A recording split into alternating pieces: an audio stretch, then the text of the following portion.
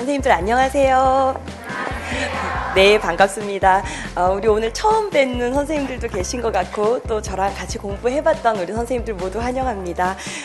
이제 벌써 2020년도가 시작되기 앞서서 이렇게 설명회를 또 하게 되었네요. 그래서 작년에 공부했던 선생님들 너무너무 고생 많으셨고 지금 이제 이런 시기에 선생님들이 임용을 도전한다는 것 자체가 얼마나 좋은 시기인지를 아마 저도 알고 선생님들도 아실 것 같아요. 그렇죠? 그리고 이제 시기적으로 국가에서 어떤 유아교육의 공공성을 확보하고자 이제 많은 인원을 선발하는 이런 아주 좋은 시기에 선생님들이 도전을 계속 이어간다는 것, 또 도전을 하고 있다는 것, 그건 정말 너무너무 좋은 어떤 선택이고 의미 있는 일일 거라고 생각하고, 그런 것을 떠나서 일단 우리가 유아교육을 전공했잖아요. 그리고 선생님들 유아교육인으로 살아갈 것이고, 유아교육인으로 살아가는 데 있어서 이 공부는 정말 가치 있는 교사로서의 삶을 살게 하는 아주 중요한 그런 발판이 될 것이라고 확신해요. 그리고 또 공부했던 선생님들은 아마 그걸 느끼셨을 거예요. 그래서 이 아이들에게 좀 더 긍정적인 영향력을 미칠 수 있는 교사가 되기 위해서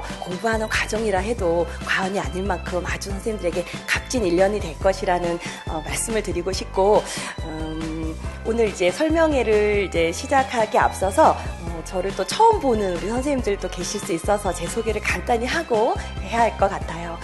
저는 2005년에 공립시험에 합격을 하고 2006년부터 공립 현장에서 아이들과 한 10년 정도 있었네요. 10년 정도 이제 재미있게 우리 예쁜 아이들 만나서 생활을 하다가 2015년 11월 28일자로 이제 퇴사를 했어요. 퇴사를 하고 2016년 1월부터 여기 박문각 학원에서 이렇게 강의를 하고 지금 벌써 5년 차가 되었네요. 내년에 되면 5년 차가 될 것 같아요.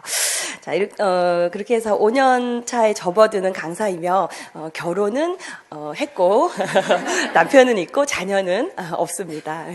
자, 그러면 이렇게 간단히 소개를 하고 오늘 우리 설명회는 선생님들 아마 책자를 받으셨을 거고 또 이렇게 인강으로 듣는 선생님들은 아마 자료가 첨부가 되었을 텐데 그 책자를 함께 보면서 이제 이야기를 나눌 텐데 앞에 있는 PPT를 같이 병행하면서 이렇게 말씀을 드리려고 해요.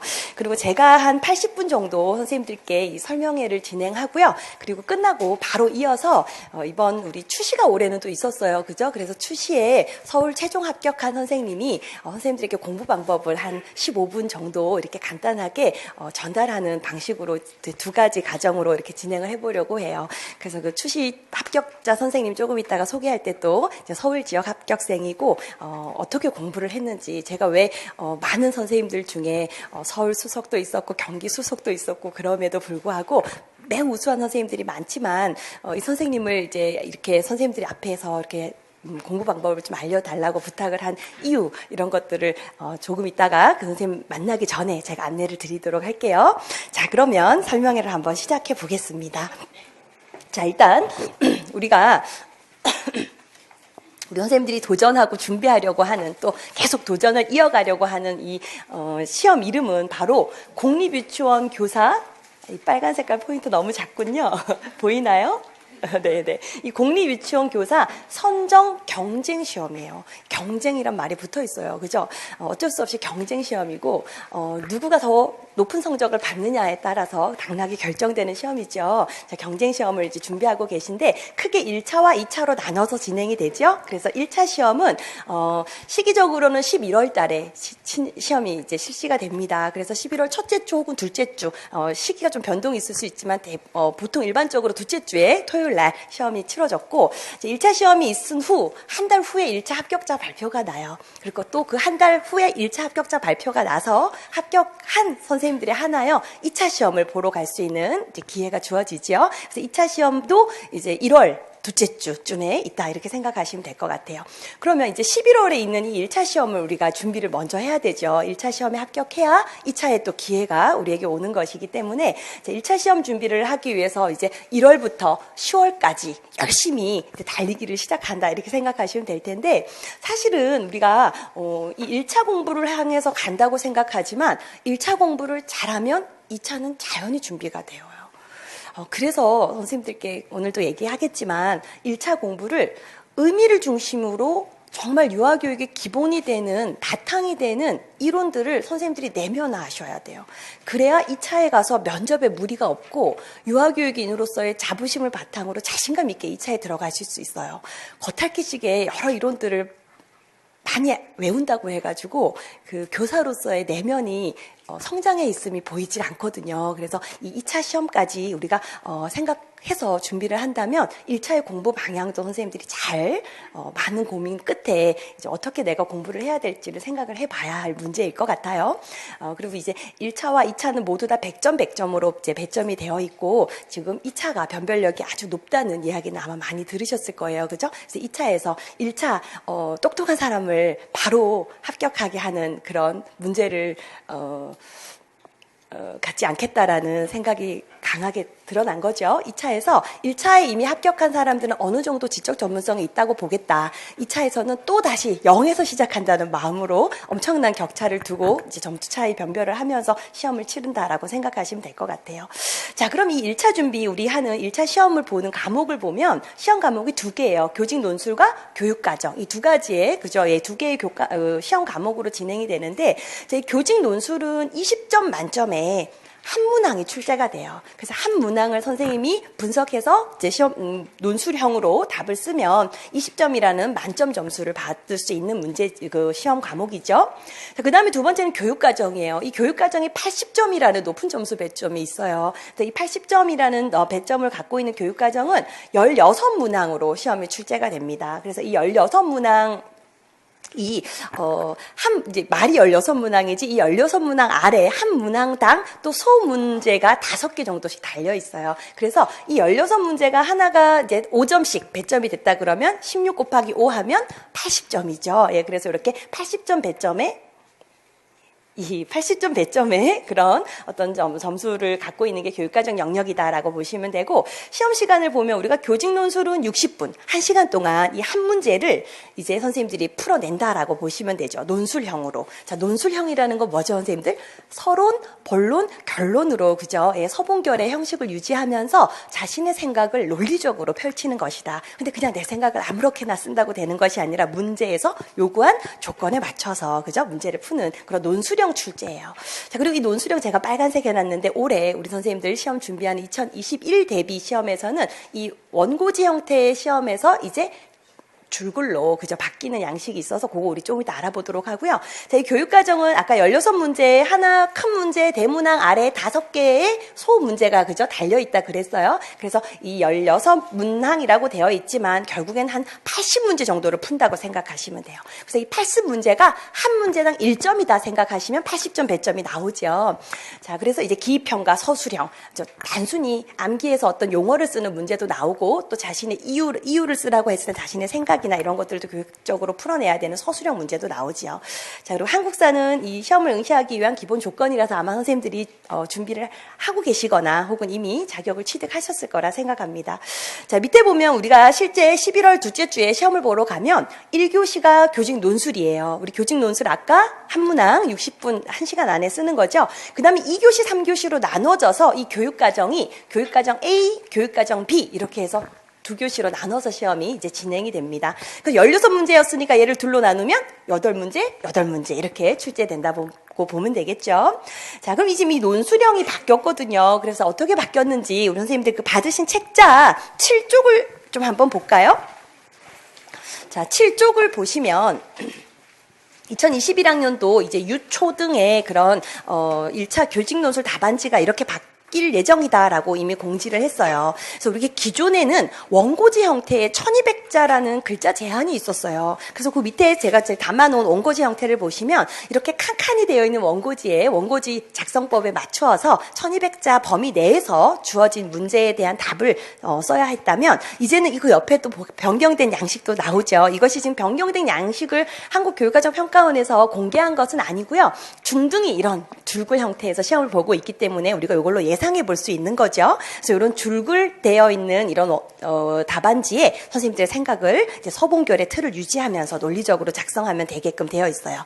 참 이제 글자 수 제한이 없기 때문에 좀 더 나의 생각을 논리적으로 풀어낼 수 있는 그런 좀 자율성이 확보가 된 거라 볼 수 있겠죠. 훨씬 아마 선생님들 접근하기 용이하실 거예요.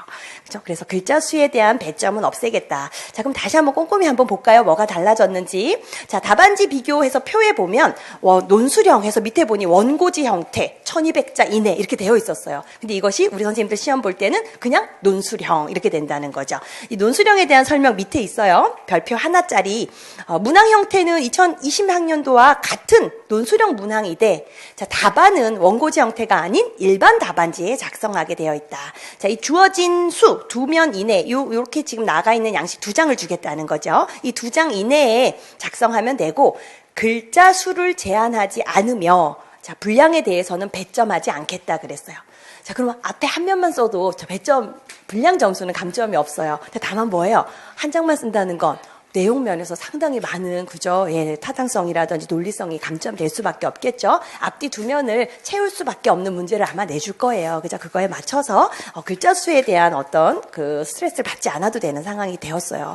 아주 좋게 바뀐 그런 아주 바람직한 변화 방향이라고 봐야 되겠죠? 자, 그럼 그 밑에 우리 배점 좀 볼까요? 일단 내용 부분이 15점이에요. 그거 그대로 유지되죠? 15점이라는 내용 점수와 그 다음 체계에 있어서 기존의 체계성 3점.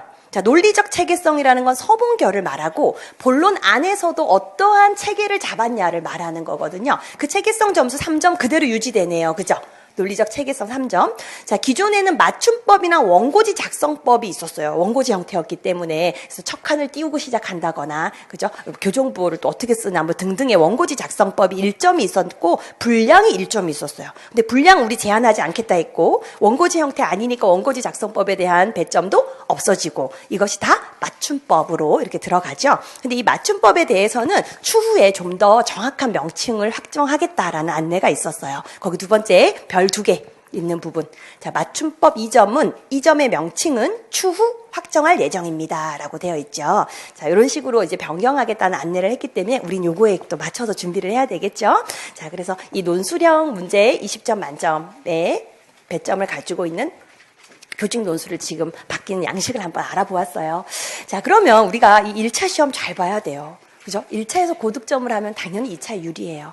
하지만 아까도 제가 말씀드렸지만 2차 변별력이 상당히 크기 때문에 1차에서 실제로 10점의 점수를 서울에서 확보한 선생님이 떨어지는 2차에서 실패를 하는 경험을 한 경우가 있어요. 자, 그만큼 2차 준비도 1년 동안 선생님들이 항상 마음에 교사는 어떤 삶을 살아야 하는지를 염두에 두고 준비하셔야 해요.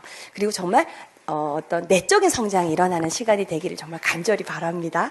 그렇게 공부를 해서 똑똑한 선생님이 아니라 정말 내면의 안정감과 따뜻함을 가진 선생님이 됐으면 좋겠고, 자, 그럼 우리가 이 1차 시험을 잘 보려면 몇 점을 받아야 잘 보는 건지 너무 궁금해요. 그죠? 지금 100점 만점이거든요. 몇 점을 받아야 되냐 한번 볼까요?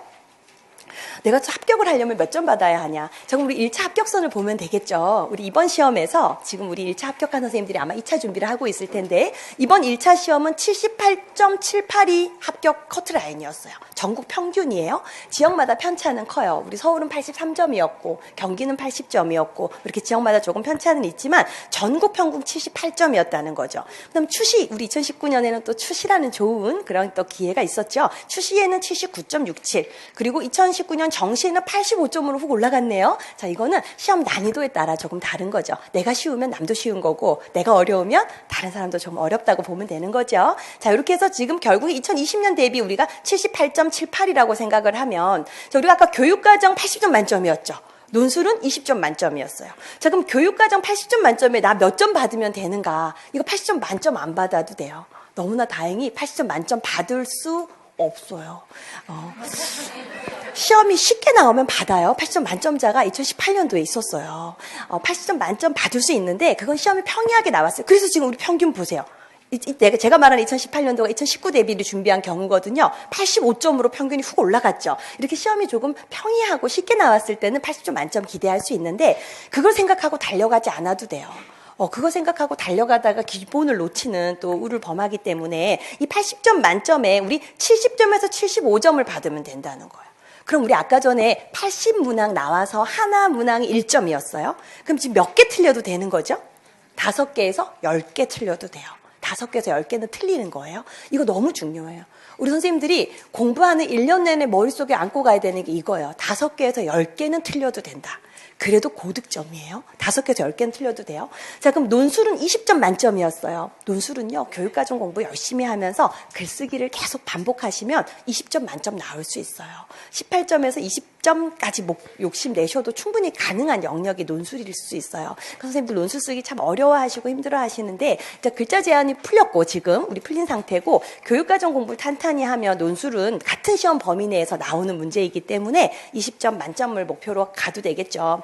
자, 그렇다면 이제 교육과정에서 조금 숨을 이렇게 선생님들이 그래 5점에서 5문제에서 10문제는 틀려도 되는구나 이렇게 마음을 내려놓을 수 있는데 5문제 정도는 난이도 조절을 위해서 반드시 우리가 모르는 걸 냅니다.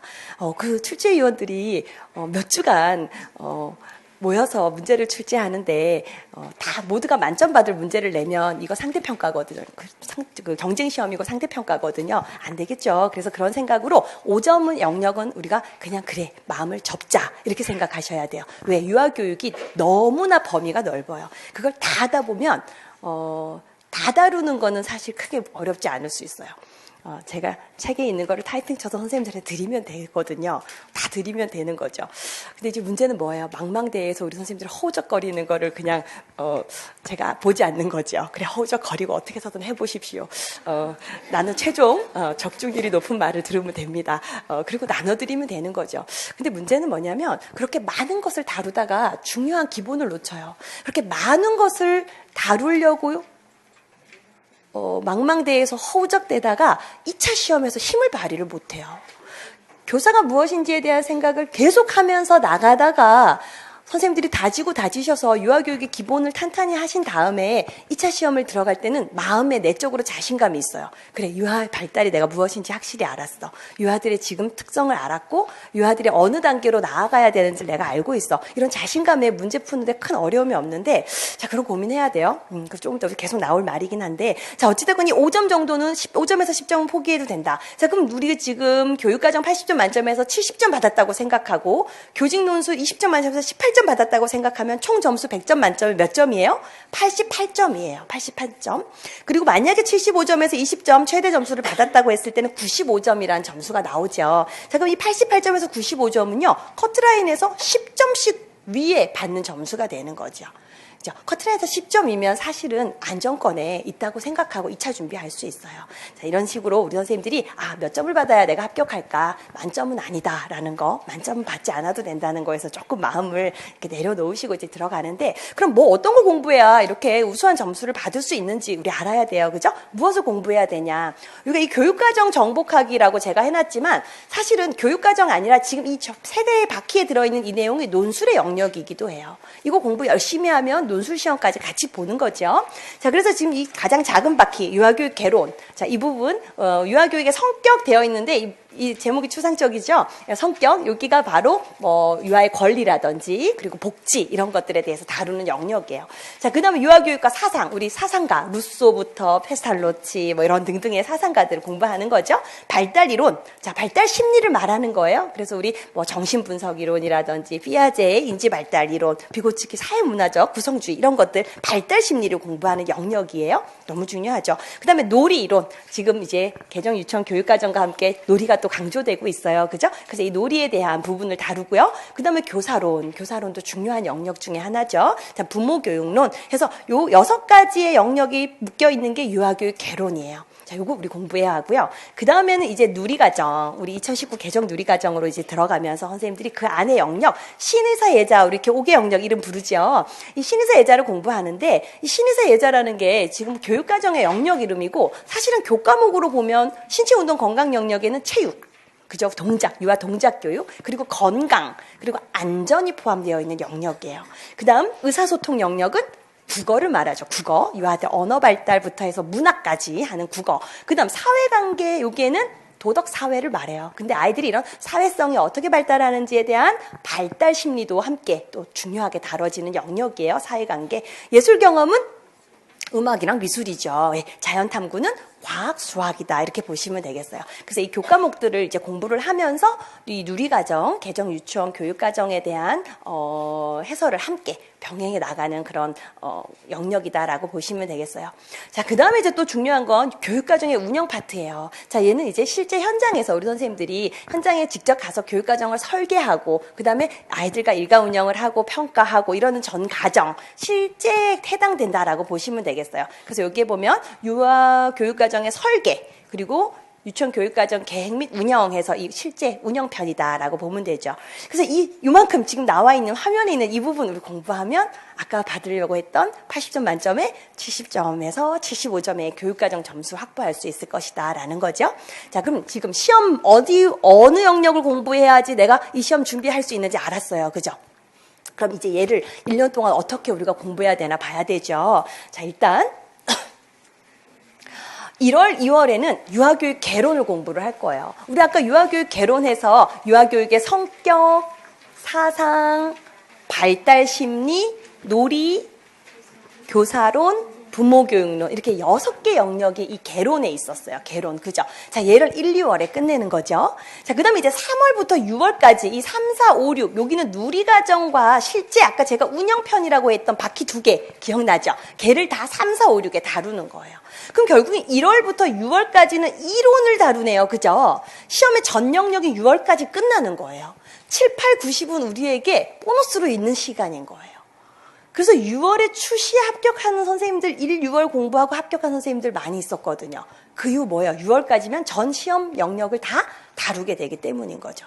근데 우리가 11월에 시험이니까 선생님들이 1월부터 6월은 사실 아직은 조금 시간이 있어 라고 생각을 하고 이제 접근을 많이들 해요. 그런데 1월부터 6월은 정말 너무너무 합격을 위한 발판을 만드는데 중요한 시기라고 보셔야 해요. 왜냐면 7, 8, 90에 1, 6월에 달려간 사람을 쫓아가기가 힘이 들어요.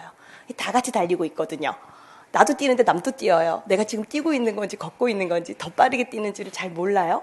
다른 사람이 걷고 있어요. 이때 뛰어야 되는 거예요. 그렇죠? 우리 처음에 경쟁 시험이라고 하고 시작했어요. 경쟁을 해서 이기려면 앞서가려면 빨리 시작해야 되고 제가 조금 이따 뒤에 앞서가는 비밀을 선생님들에게 알려주겠지만 빨리 시작하는 거예요. 자, 그래서 1월부터 시작해요. 그래서 이제 탄탄한 이론을 이제 선생님들이 내면화하는 그런 과정이라고 보시면 되고, 자, 이 1월부터 6월까지 기출문제를 같이 보려고 그래요. 그래서 이제 교재에 2013년도부터의 기출문제가 수록되어 있고, 그 이전 기출문제는 올해는 분석을 해서 제가 선생님들에게 이제 단단 문제로 좀 나눠드리려고 그래요. 그래서 기출문제를 1, 6월에 함께 소화한다라고 생각하시면 돼요. 그래서 이론을 공부하고 바로 기출문제를 이용해서 이제 실전 감각을 익히는 거죠. 아, 이런 식으로 출제가 되는구나 라고 하면서 같이 또 기출은 다음 연도 시험에 아주 가장 중요한 보고라고 봐도 과언이 아니기 때문에 암기해야 될 게 상당히 많아요. 그래서 기출과 이론을 함께 연결짓는 게 1, 6월에 끝난다는 거죠. 자, 그럼 우리 6월 달에 강의 끝내면서 7월 1일 날 시험 있으면 우리 보러 갈 수 있어요. 추시 있으면 우리 시험 봐서 합격할 수 있어요. 6월까지 시험이 끝난다라고 생각하고 선생님들 뛰셔야 돼요. 알았죠? 그거 중요한 거예요. 그래서 아주 중요한 얘기죠. 1월부터 6월까지 이론. 자, 그럼 7, 8월은 뭐예요? 우리에게 주어진 첫 번째 보너스 기간. 자, 이때는 문제풀이를 할 거예요. 영역별 문제풀이. 그래서 이제 동영과 사실 습사 유사해요. 이제 동영 문제랑 유사하게 지금 문제 영역별로 나갈 텐데 이 7, 8월은 1월부터 6월이라는 6개월간의 영역을 다시 한번 2달 동안 다지는 거예요. 6개월 했던 게 쫙 줄어갖고 2달 만에 진행이 되는 거죠. 그래서 영역별로 문제를 풀면서 다시 한번 총정리를 한다고 보시면 돼요. 자, 그럼 이제 9월, 10월은요, 시험 가기 2달 전이에요. 그래서 이때는 동영 모의고사로 우리 아까 시험 당일날 1교시가 교직 논술이었고 2교시가 유치원 교육과정 A 8문제 나왔어요. 그리고 또 3교시가 유치원 교육과정 B 해서 또 8문제 출제되는 거였죠. 그리고 똑같은 방식으로 모의고사를 본다는 거죠. 그래서 이제 실전에 들어갈 수 있는 준비를 끝낸다라고 보시면 될 것 같아요. 자, 이제 그러면 우리가 교육과정 공부 범위도 알았고 그 다음에 1월부터 10월까지 어떤 흐름으로 이어갈지도 같이 보았는데 지금 이제 20점에 해당되는 교직 논술도 잡아야 돼요. 그죠? 교직 논술도 자, 열심히 해야 되는데 자, 교직 논술의 시험 범위는 교육과정과 똑같아요. 그래서 우리 중등은 교육학에서 내지만 우리 유치원과 초등은 똑같이 그 전공 과목에서 내죠. 그래서 우리 지금 이 공부 아까 전에 얘기했던 이 교육과정 이 영역 공부하면서 논술 공부 같이 된다라고 보시면 되는 거죠. 자, 그럼 우리가 논술은 어떻게 해야 되냐? 자, 이 교직 논술 20점 정복해야 되죠. 자, 이 교직 논술은요, 우리 일단 변경된 사항을 반영해서 준비를 해야 되겠죠. 원고지 형태가 아니었고 줄글로 되어 있는데 자신의 생각을 논리적으로 쓰면 됐었어요. 자, 이거에 따른 이제 연습을 할 것이고, 자, 논술 강의는 4월부터 시작해요. 선생님들이 많이 얘기해요. 왜 1월부터 안 하나요? 1월부터 해요. 그죠? 1월부터 하면 1월부터 하면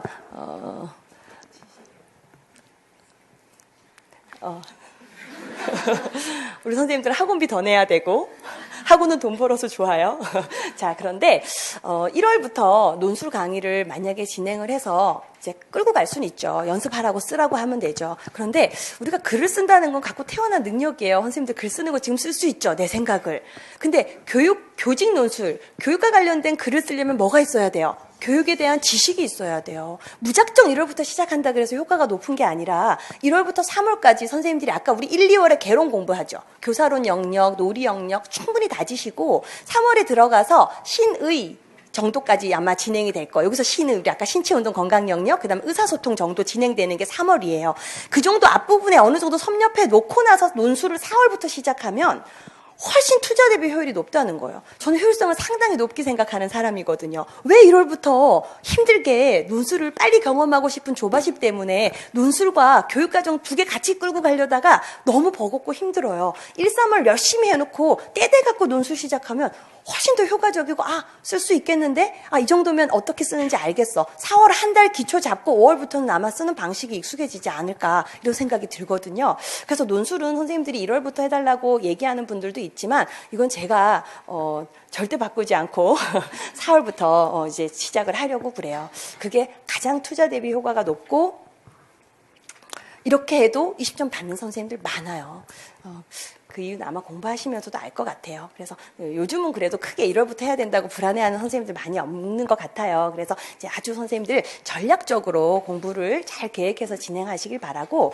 자, 그럼 이제 논술 우리 어떻게 하냐 한번 보면 4월, 5월에 시작해요. 4, 5월이 논술 기초반이다라고 제가 이름을 붙였는데, 자, 이때 이제 서론, 본론, 결론의 논술 형식을 익혀야 되죠. 서론에 어떤 말을 써야 되고, 본론에는 문제에서 요구한 바를 써야 될 것이고, 결론은 어떻게 마무리해야 되는지에 대한 서론, 본론, 결론의 논술 형식과 그다음에 논술 쓰는 기초를 그럼 다지는 강의다라고 보시면 돼요. 그래서 이 논술 기초반에서는 기출 문제를 이용해서 이제 선생님들과 함께 문제 분석을 하고 답안 작성하는 훈련을 할 거예요. 그래서 이제 최근 8년간 그랬는데 아마 보충 자료로 해서 뭐 한 4개 정도 더 나갈 것 같아요. 그죠? 그래서 집에서 연습할 문제 이런 것들로 기출 문제를 다룬다라고 생각하시면 될 것 같아요. 근데 이제 다만 기출 문제가 지금까지는 1200자 원고지 형태로 썼던 방식이었거든요. 걔를 변경해서 줄글로 쓸 수 있는 방식으로 다시 우리가 답안을 연습을 하겠죠.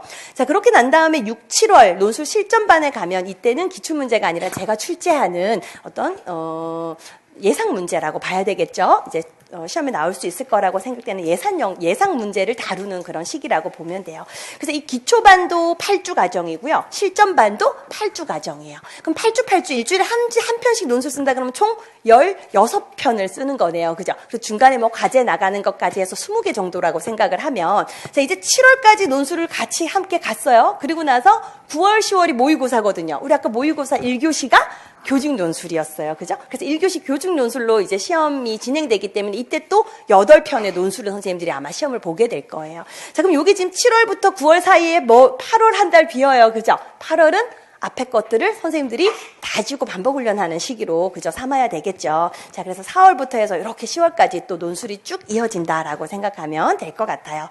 자, 그래서 이 논술 실전반은 우리가 직강은 이제 첨삭을 이제 1회를 할 예정인데 부득이 인원을 제가 첨삭을 하는 것이 좀 저 혼자 하다 보니까 인원 제한이 있어야 될 것 같아서 이 기초반을 수강한 선생님들에게 우선 접수할 수 있는 기회를 주겠다는 것을 또 학원에서 꼭 언급을 해야 된다고 하더라고요. 그래서 그거 참고를 알아두시고 논술 실전반은 6, 7월에 이렇게 8주 과정으로 진행된다라는 거 참고하시면 될 것 같고요.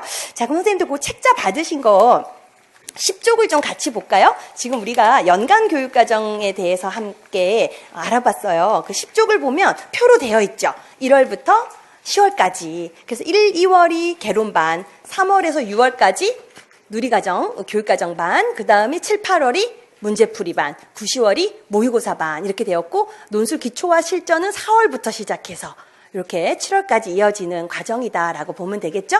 자, 그리고 이제 10월에 끝나고 나면 이제 2차 대비를 위한 이제 4주 과정의 2차 반이 11월, 12월에 걸쳐서 진행이 된다고 보시면 되겠어요. 자, 그럼 11쪽에는요, 이제 주차별로 이제 어떻게 강의를 할지가 담겨 있어요. 우리 1월 4일이 개강이네요. 이제 1월 4일부터 열심히 개론, 우리 아까 총 6개 영역이었는데 그 중에서 발달은 영역, 매우 중요한 영역이기도 하고 양이 많아서 1, 2로 나눠서 진행돼요. 그래서 이렇게 7주 과정으로 개론을 1월, 2월에 끝내죠. 자, 3월 7일 들어가면서는 누리과정으로 들어가는 거죠. 교육과정. 그래서 지금 이 표 자체에서 왼쪽에 있는 이 부분이 다 뭐예요, 선생님들? 이론 과정이에요. 1월부터 6월까지네요. 그죠? 그죠? 1월부터 6월. 그 다음 7월 들어가서 오른쪽에 있는 것이 문제풀이부터 모의고사다. 이렇게 보면 되겠죠. 그럼 우리 선생님들 1월부터 6월까지 있는 부분에 별표 5개 할 수 있어요? 너무 중요한 시기예요. 가로로 줄그면 안 되고 세로로 줄거야 되는데 세로로 이렇게 쭉 줄거서 아주 중요한 시기다라는 거 선생님들이 생각하면 될 것 같아요. 자, 그러면 우리가 이제는 공부 방법을 알아야 돼요. 이제 이런 식으로 1년이 진행되는구나 하고 틀을 잡으셨을 거고, 자, 그럼 이제 공부 어떻게 해야 되냐 한번 볼까요? 자, 제가 여기 성장하는 공부법 그랬어요. 그래서 선생님들 공부가 괴롭지만은 않아요. 지금 처음 시작하려고 하는 선생님들은 이거 시험 되게 공부 오래 해야 된다고 하던데 만만치 않다고 하던데 이런 여러 가지 생각을 많이 하시고 아마 좀 걱정되는 마음도 있으실 텐데 배움이 어느 순간 즐거워지는 시기가 있어요. 재밌어요. 공부 너무 재밌고 유아교육을 전공한 것을 정말 뿌듯이 생각할 수 있는 그런 시기가 올 거예요. 자, 그래서 이 성장하는 한 달 한 달 매일매일 선생님들이 성장하기를 바라면서 제가 성장하는 공부법 그랬는데, 자, 이것 보세요. 비밀인데 이렇게 크게 적어놨죠. 자, 앞서가는 방법의 비밀은 시작하는 거예요. 빨리 시작하는 거예요. 자, 같이 넘어졌어요. 누구는 빨리 일어나서 또 뛰어요. 넘어진 자리에 계속 머물러 있어요. 속도 차이가 날 수밖에 없어요. 그죠? 빨리 시작하는 거예요. 그럼 시작은 어떻게 해야 돼요? 시작은 하고 싶은데 시작하는 것의 비밀이 또 있어요. 시작하는 것의 비밀은 아주 많은 공부량을 어떻게 해야 돼요? 나눠야 돼요. 쪼개야 돼요. 나눈 다음에 그 첫 번째 영역을 시작하는 거예요. 그래서 나누고 나눠서 그 첫 번째 가장 작은 영역을 빨리 시작하는 거죠. 자, 그래서 우리가 공부를 이제 선생님들이 1월부터 시작하실 텐데 3월부터 하시는 분들도 있고 4월부터 하시는 분들도 있어요. 그럼 1월부터 한다는 건 뭐예요? 앞선 거예요. 앞서서 시작한 게 되는 거죠. 그래서 꼭 1, 2월을 놓치지 않고 선생님들이 열심히 해주시길 정말 당부드리고, 자, 지금 제일 먼저 공부를 하려면 자신에게 맞는 공부 환경을 찾아야 돼요. 우리 어떤 선생님들은 독서실에서 나 혼자 조용히 공부하는 게 맞는 경우도 있고요. 어떤 선생님들은 사람들이 꼭 많은 곳에서 이제 어떤 내가 공부하는 모습이 다른 사람에게 비춰지면서 또 자극을 받아 공부가 잘 되는 사람들도 있어요. 자, 그래서 이 두 가지 중에 어떤 것이 나에게 더 맞는지를 찾아서 공부 환경을 만들어 놔야 되죠. 자, 그 다음에 치밀한 계획을 세워라 그랬어요. 자, 이 계획은요, 우리 선생님들이 합격을 향해 나아가는데 가장 중요한, 아주 중요한 이정표가 돼요. 계획 없이는 절대 합격할 수 없다 해도 과언이 아니에요. 그래서 계획은 꼭 세우셔야 되고 계획에 맞는 삶을 사셔야 되는 거죠. 그래서 이렇게 계획을 세웠다면 이것을 강력한 힘으로 실행하라 그랬어요. 계획을 세웠다면 걔는 반드시 어떻게 해야 돼요? 지켜야 되는 거죠. 나와의 약속이니까 지켜야 되는 거죠. 꼭 강력한 힘으로 실행하라. 자, 그 다음 뭐예요? 반복해라. 반복해라. 반복은 우리가 지금 임용 공부하는 1년 내내 제가 계속 강조할 말이지만, 반복하지 않으면 이미 공부해 놓은 지식은 내 것이 되지 않는, 그죠? 또 너무 아까운 시간으로 또 허비되는 게 되죠. 그래서 반복하는 방법이 아주 중요하다라는 거 아시면서, 자, 그럼 한번 우리가 그럼 일주일 동안 이제 선생님들 한 주만 바라보고 사시면 돼요. 왜? 그 다음 주는 학원에서 또 다음 강의를 제가 진행을 할 거란 말이에요. 그래서 일주일 동안 공부해야 될 양은 아주 명확하고 분명하게 정해져 있어요. 나 뭐 해야 되지가 아니에요. 해야 될 거 눈앞에 딱 떨어졌어요. 그럼 이제 그것을 어떻게 하면 돼요? 내 것으로 내면화하면 되는 거예요. 내가 그걸 가져가야 되는 거죠. 그래서 일주일 동안 해야 될 일이 지금 1월부터 10월까지는 분명하게 정해져 있을 거예요. 그 이론을 배웠다면 그 이론을 자신의 것으로 내면화하고 그것을 문제로 다시 다져가는 이 과정이 계속 반복된다고 보시면 되는 거죠. 자, 그래서 제가 여기 1월부터 6월이 합격이 결정되는 시간이다 이렇게 적어놨어요. 그래서 우리 선생님들이 1월부터 열심히 하다가 뒤에 가서 지치면 어떡하죠? 이렇게 얘기해요. 절대 지치지 않아요. 1월부터 열심히 해서 나의 것이 되었다고 확신이 드는 순간 7, 8월이 되면 무슨 생각 들어요? 나 합격할 것 같은데? 7, 8월은 어떻게 보면 문제로 풀면서 조금 당황할 수도 있어요. 근데 그걸 또 다지고 내 걸로 하면 9월 정도 되면 나 올해 왠지 합격할 것 같아. 많이 아는 것 같아 라는 생각이 들어요. 그런데 1월, 6월 다져놓지 않고요. 7, 8월에 가면 이 많은 영역을 내가 언제 다 내 걸로 만들지? 너무너무 막막한 마음이 많이 들어서 쫓아가기가 힘이 들어요. 심리적으로 위축되고 시간이 부족하고 공부량은 많은데 그죠? 그래서 1, 6월 선생님들 절대 허투루 보내시면 안 되고 많이 읽으면 내 것이 된다라고 생각하고 많이 읽는 경우가 있어요. 결과를 바꾸는 암기의 힘. 암기를 상당히 부정적이고 수동적인 거로 생각하는 경우가 많은데 임용고시든 사법고시든 행정고시든 모든 시험을 볼 때는 반드시 암기가 되어야 시험을 볼 수가 있어요. 그래서 이 암기는요, 공부 잘하는 사람들은 다 얘기해요. 암기해야 된다라고. 근데 우리 선생님들이 암기가 이해하지 않은 채 암기하는 것이 아니라 이해가 돼야 암기가 되는 거죠. 그죠? 이해를 하고 나서 그 내용을 암기하는 거죠. 그래서 이 암기를 선생님들이 1월부터 시작하시고 반복해 나갔을 때 아주 높은 점수의 그런 결과가 나올 수 있을 거라는 걸 꼭 생각하셨으면 좋겠고. 자, 그럼 이제 이론 배우기 내면화 기출문제로 다지기인데, 이론 배우기. 우리 이론을 하나 배워볼까요? 하나 배우고, 선생님들이 그죠? 배우죠, 뭐. 이론을 하나 배우고, 이런 거구나. 지금 오늘 하는 게, 우리 선생님들이 1년 동안 공부해야 될 한 800개의 이론 중에 하나이겠지만, 그 많은 것 중에 하나이겠지만, 하나 해보죠. 그래서 제가 아침에 기차를 타고 오면서, 뭐를 할까 생각했는데, 우리 선생님들이 사상을 재미없어하고 어려워해요. 그 사상은 되게 지루하고, 그래서 제가, 그래, 그럼 페스탈로치를 해볼까 생각했는데, 상당히 클래식하죠. 근데 너무너무 중요한, 학자이죠. 자, 우리 페스탈로치 한번 생각해 보면 우리 다 알죠? 이 사람 모르는 사람 없죠? 자, 초등교육의 아버지예요. 우리 유아교육의 아버지 누구예요? 프레벨이에요. 형제는 아니지만 이 페스탈로치가 19세기의 대표적인 사상가다라고 보면 돼요. 그래서 19세기가 나왔는데 우리가 교육 사상을 하면서 이제 고대부터 시작해서 16세기 다룰 거고요. 그 다음 17세기, 18세기, 19세기, 20세기 이렇게 시대별로 중요한 교육 사상가들을 공부할 거예요. 그 중에서 지금 19세기에 있는 페스탈로치를 19세기 시대에 교육 사상을 펼쳤던 페스탈로치를 지금 하려고 하는 거예요. 그럼 페스탈로치가 19세기에 살았던 사상가니까 19세기의 시대적인 영향을 받았겠어요. 그렇죠? 그럼 19세기는 어떤 교육 사상을 지배적으로 영향을 미쳤던 시기이냐 보면 19세기는 신인문주의라는 교육 사상이 가장 핵심적인 교육 사상으로 어떤 시대를 지배했던 그런 시대라고 볼 수 있어요. 그럼 이 신인문주의 보니까 앞에 신이 붙었어요. 뭐에 붙었어요? 인문주의 앞에 신이 붙었어요. 인문주의 앞에 신이 붙었다는 건 인문주의를 다시 새롭게 탄생시키겠다라는 거네요. 그럼 인문주의 원래 있었던 거네요. 언제 있었냐면 바로 14, 16세기 르네상스 시대에 정신이 바로 인문주의라고 볼 수 있어요. 그래서 이때 당시 있었던 인문주의가 19세기에 가서 다시 새롭게 또 태어났어요. 왜 그랬을까요? 왜 인문주의를 다시 부활하자라는 얘기가 나왔을까요? 그거는 18세기를 보면 알 수 있어요. 우리가 인문주의 하면 선생님들 뭐예요? 앞에 사람 인자예요. 인간의 본연의 어떤 성향을 다시 발현시키자는 거거든요. 인간의 본연의 성향이 뭐예요, 선생님들? 감성을 강조하는 거예요. 감성. 인간의 어떤 내면의 그런 어떤 감정을 강조. 인간성을 회복시키자라는 운동이 바로 인문주의라고 볼 수 있어요. 그럼 18세기에는 어땠길래 도대체 이렇게 인간성을 다시 강조하게 되었지? 하고 궁금해요. 18세기는 계몽주의라는 사상이 지배적으로 영향을 미쳤던 시기예요. 계몽주의, 뭐예요? 계몽. 나 오늘 제 계몽하고 왔어. 이런단 말이야. 내가 오늘 내 친구 정말 너무 답답해서 계몽시켰어. 뭐예요? 계몽. 정신 번쩍 들게 했다는 거죠. 이성을 강조했어요. 이성 강조.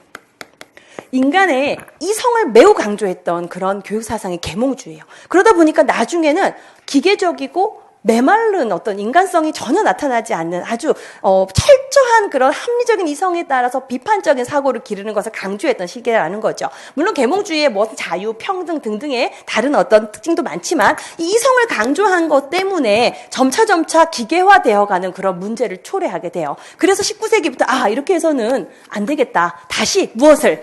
인간성을 회복시키자. 라는 운동이 신인문주의예요. 그래서 원래 인문주의, 르네상스 인문주의 역시 인간성의 발현을 강조했던 그런 운동이란 말이에요. 그래서 이 인간성의 발현을 강조했던 인문주의를 다시 우리 너무 이성으로만 지나치게 기울어져 있던 이 흐름을 다시 인간성을 회복시키는 방향으로 옮겨가자. 그래서 뭐가 붙었어요? 앞에? 신인문주의가 붙은 거예요. 그럼 이 19세기 신인문주의 시대를 바탕으로 페스탈로치는 자신의 교육사상을 독자적으로 펼쳐나가요. 그럼 페스탈로치도 당연히 뭐 강조하겠어요? 인간성의 발현을 강조해요. 그죠? 인간성의 발현을 아주 중요하게 생각해요. 그래서 우리 페스탈로치는 선생님들 다 많이 들어봤을 거예요. 지능력, 기능력, 그죠? 심정력. 우리 지능력 뭐예요? 헤드. 기능력. 손을 이용해서 어떤 노동을 하는 것을 말해요. 심정력. 가슴, 마음, 따뜻한 도덕적인 그런 성향을 말하는 거죠. 그래서 우리 이거 세 가지 뭐라 그래요? 3H라고 한단 말이에요. 3H. 이 3H의 조화로운 발달을 강조한 게 페스탈로치예요. 그럼 페스탈로치는 이 세 가지 능력을요, 뭐라고 했냐면 선천적으로 가지고 태어나는 능력. 자, 인간이라면, 모든 인간이라면 이 세 가지 능력을 하나님으로부터 부여받았다고 보는 거예요. 페스탈로치 할아버지가 목사님이셨어요. 기독교적인 영향도 상당히 많이 받은 학자거든요. 그래서 이 세 가지 능력, 인간의 본성인 이 지능력, 기능력, 심정력은 모든 인간에게는 다 내재되어 있는 것이기 때문에 교육은 뭐 하면 되는 거예요? 이 내재되어 있는 본성이 조화롭게 발현될 수 있도록 도와주면 되는 거예요. 그죠? 이 세 가지 3H의 조화를 강조했다는 거죠. 3H 조화. 이거 페스탈로치의 기본 교육 사상이에요. 자, 그러면 이 3H의 조화를 이루는 교육은 어떻게 해야 되냐? 그래서 페스탈로치는 이 조화를 이루는 교육을 하기 위해서 6가지 교육 원리를 말해요. 6가지 교육 원리. 자, 이 조화를 이루는 교육을 위해서는 노조가 방관한 사이 발생한 문제. 자, 우리 노조가 방관하면 어떤 일이 생겨요? 경영자가, 그죠? 자, 중요한 건 아니고, 자, 그거 우리가 알아야 될 건 아니고, 자, 이렇게 해서 외우자는 거죠. 두문법으로. 자, 노조가 방관한 사이 발생한 문제, 이 6가지 교육 원리를 말을 한다는 거죠. 자, 아이고, 교육 원리. 자, 그러면 노작의 원리를 말해요. 노작의 원리. 조화의 원리. 방법의 원리. 직관의 원리. 자발성의 원리. 생활 공동체의 원리. 이름에서 사실 답이 다 나와 있어요. 노작, 뭐예요? 노작. 일하는 거예요. 일하는 거. 손과 발을 이용해서 근면한 노동을 하면서 바로 이 3H의 조화, 특히나 심정력을 강조했어요. 도덕성을 강조했어요. 도덕적인 내면의 발현이 가능하다고 본 거죠. 그래서 노동을 강조했어요. 자, 그 다음 조화는 뭐 말해요? 조화. 이 세 가지의 그저 마음의 영역이라고 하는 이 지능력, 기능력, 심정력이 조화를 이루는 교육을 해야 된다는 거예요. 자, 그 다음 방법의 원리라는 것은 교수를 함에 있어서 쉬운 것에서부터 점차 덧붙여서 어려운 것으로 가야 된다는 거예요. 그거 당연한 거 아니야? 지금 우리 생각하면 당연한 거죠. 그런데 그때 당시에는 쉬운 것에서 절차를 지켜서 순서대로 간다는 거 상당히 획기적인 방법이었어요. 그 다음 직관의 원리라는 것은 직관의 원리는 감각기관을 이용한 교육을 말해요. 감각기관. 우리 감각기관 뭐 있어요, 선생님들? 시각, 그죠? 촉각, 후각, 미각, 청각. 이런 감각, 우리 인간이 갖고 있는 이 감각기관을 이용해서 사물을 인지할 수 있도록 교육하라는 거예요. 그럼 뭐 해야 돼요? 실물을 직접 보고, 만지고, 냄새 맡고 해야 되니까 실물을 줘야 되죠. 실물 없이 그냥 언어로 하는 교수를 비판한 거예요. 그래서 이 직관의 교육 원리라는 것은 바로 실물 교육, 감각기관을 이용해서 만지면서 경험할 수 있도록 해라. 직접 교육을 해라. 자, 그 다음 자발성의 원리라는 거 뭐야? 자발성. 우리 저 사람 정말 자발적이야. 어떤 거예요? 스스로 한다는 거죠. 스스로. 누가 시켜서 외부의 힘에 의해서 이끌려가는 게 아니라 스스로 한다는 거예요. 이 자발성의 원리를 강조했는데 내면에 자신의 스스로의 힘에 의해서 자신을 발달시켜 나갈 수 있는 존재라고 봐요. 인간을. 왜? 하나님이 뭘 주셨으니까. 지능력, 기능력, 심정력이라는 이 능력을 선천적으로 부여하셨어요. 그렇기 때문에 자발성의 원리에 따라 스스로 자신을 교육해 나갈 수 있다고 본 거죠. 자, 그 다음 마지막 생활 공동체, 이것은 바로 가정, 학교의 그런 생활 공동체를 강조한 그런 교육 원리라고 보면 돼요. 자, 우리 지금 페살로치 중요한 거 다 했거든요. 자, 페살로치 쓰는 거 2014년 기출됐어요. 세 가지 능력 2014년 기출됐어요. 노작의 원리 2019년 기출됐어요. 직관의 원리 2014년 기출됐어요. 제가 공부하고 나면 이런 것들이 반복돼서 시험에 출제가 되고 있는 거죠. 그래서 페살로치 하면 우리 선생님들 머릿속에 지금 공부한 게 크게 세 개로 나눠져요. 페살로치라는 학자 하나를 공부하는데 이 안에 소형력이 세 개가 있어요. 어떻게 세 개 있어요? 제일 먼저 19세기 이해해야 돼요. 19세기 신인문주의였고, 신인문주의라는 건 인문주의가 다시 새롭게 복구되는 것을 말해요. 그럼 인문주의 어디서 왔어요? 르네상스 14, 16 르네상스 시대의 가장 중요한 핵심 사상 인문주의가 다시 부활된 거예요. 그럼 왜 갑자기 신인문주의를 부활시킨 거야? 계몽주의를 봤더니 알 수 있어요. 계몽주의 2018년 시험에 나왔어요. 계몽주의 이성을 강조해요. 인간의 이성. 그러다 보니 어떻게 돼요? 점점 사람들이 기계화되고 냉철해지고 메말라진단 말이에요. 그런 것에 대한 비판으로 나온 게 인간성을 다시 회복하자. 신인문주의가 나왔다는 거예요. 자, 이게 지금 첫 번째 영역이에요. 페살로치 공부할 때 첫 번째 영역. 자, 그다음 두 번째, 그럼 페살로치의 교육 사상은 뭔데? 페살로치는 그래서 가지고 태어나는 인간성, 하나님이 부여한 선천적인 내재되어 있는 본성을 세 가지라고 설명을 해요. 지능력, 기능력, 심정력을 갖고 있대요. 모든 인간은. 이거 페살로치 이론인 거예요. 우리 선생님들도 공부 열심히 하시다 현장에 가서 새로운 이론을 개발하세요. 우리는 페살로치가 만든 이론을 공부하는 거예요. 아, 페살로치는 사람을 그렇게 봤구나. 사람 마음에 이렇게 세 가지의 능력을 하나님이 부여했다고 보았구나. 이건 갖고 태어나는 소질이구나. 이렇게 본 거예요. 그래서 이 3H의 조화를 강조하면서 이 3H의 조화를 통해서 도덕적인 인간을 기를 것을 강조해요. 가장 중요시 여기는 게 심정력, 도덕적인 그런 성향을 가지고 삶을 살아갈 수 있는 인간을 기를 것을 강조하는데 이 세 가지 능력을 선천적으로 갖고 있다고 본 거, 그리고 이것이 조화롭게 발달해야 된다고 주장한 거. 그게 페살로치의 교육의 기본 이론이에요. 자, 얘가 두 번째 영역이야. 자, 그럼 이제 이러한 3H의 조화를 이루려면 교육을 어떻게 해야 되냐는 거예요. 교육을 어떻게 해야 돼요? 6가지 원리에 따라서 하래요. 자, 얘가 세 번째 영역이에요. 노조, 방관, 발생. 노조가 방관한 사이 발생한 문제 6가지 외우면 우리 지금 제가 자발성의 원리를 계속 강조하는데 이런 건 꼭 시험에 안 나와요. 출제 예상 문제. 노작의 원리, 조화의 원리. 그럼 이제 하나하나 알아야 돼요. 제목만 분명히 노조가 방관한 사이 발생했는데 뭐지? 하면 안 되고 노작. 뭐예요? 노작? 일하는 거예요. 일하는 거. 손과 발을 이용해서 근면하게 노동을 하면서 도덕성을 기를 수 있다고 보았어요. 그러니까 노동을 시켜라. 아이들이 직접 노작하면서 공부할 수 있게 해라. 자, 조화, 3H가 조화롭게 발달해야 되는 걸 잊지 말아라. 교육을 함에 있어서 특정 한 영역에 치우친 교육해서는 안 된다라는 거죠. 방법, 교수를 함에 있어서 쉬운 것에서 점차 어려운 것으로 나아가라. 직관, 너무 중요한 원리예요. 직관, 감각기관을 이용해서, 우리 아까 감각기가 뭐였어요? 오감각 생각하면 돼요. 보고, 만지고, 냄새 맡고, 듣고 이러려면 실제 사물이 있어야 되죠. 돌멩이라는 걸 설명한 돌멩이는 뭐냐면 딱딱한 거야. 그리고 돌멩이는 어떻게 생겼냐면 생긴 모양이 참 다양한데 하고 말로 설명하는 거랑 돌멩이 하나 앞에 딱 갖다 놨어요. 만져도 보고 특징을 스스로 감각기관을 이용해서 탐색했어요. 후자의 공부 방법이 훨씬 효과적이라는 거죠. 그게 직관의 원리예요. 자, 자발성. 저 친구는 정말 자발적이야.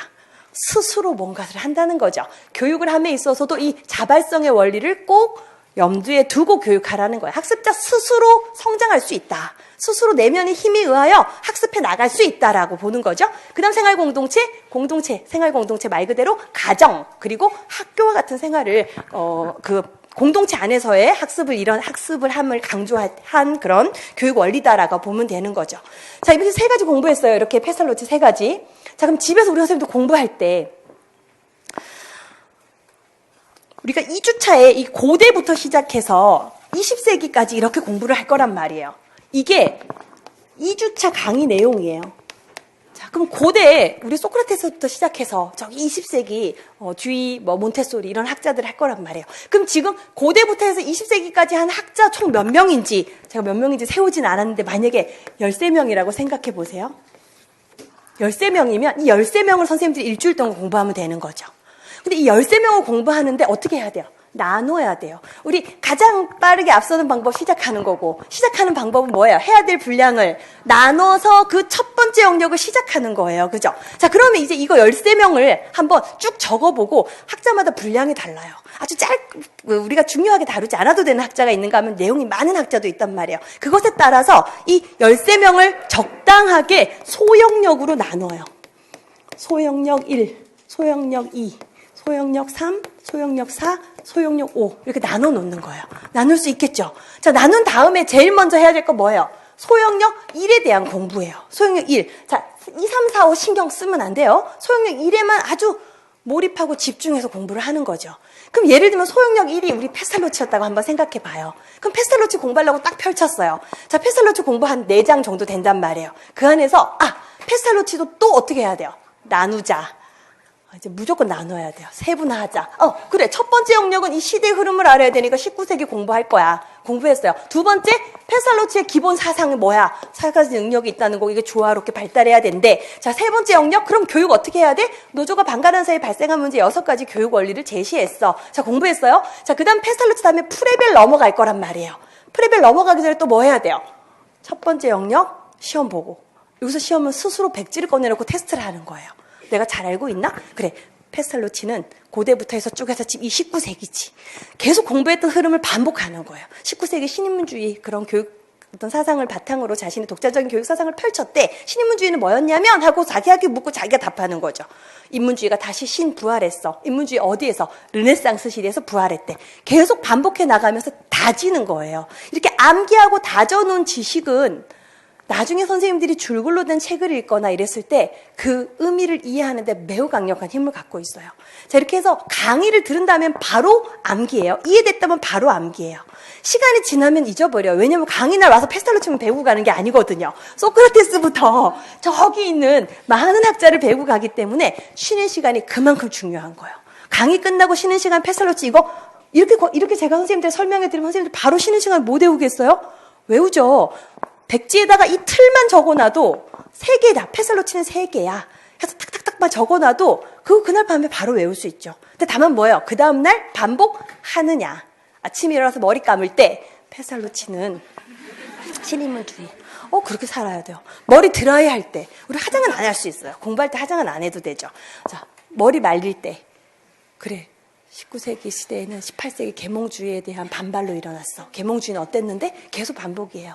그래서 페살로치는 3H의 조화를 위해서 어떤 교육 방법을 제시했냐면 6가지 원리였잖아. 계속 반복이에요. 근데 나중에 이게 양이 많아지면요. 내가 지금 뭘 해야 될지 어떻게 힘들어질 수 있어요. 왜냐면 소크라테스도 3개였고 몬테소리는 7개였고 페살로치는 3개였는데 뭐였지? 이렇게 막 헷갈려요. 그래서 뭐 만들어야 돼요? 목차를 만들어야 돼요. 목차. 페살로치 하면 내가 인출할 수 있는, 내가 외워놓은 걸 끄집어낼 수 있는 목차를 만들어가고 선생님 들고 다니는 거죠.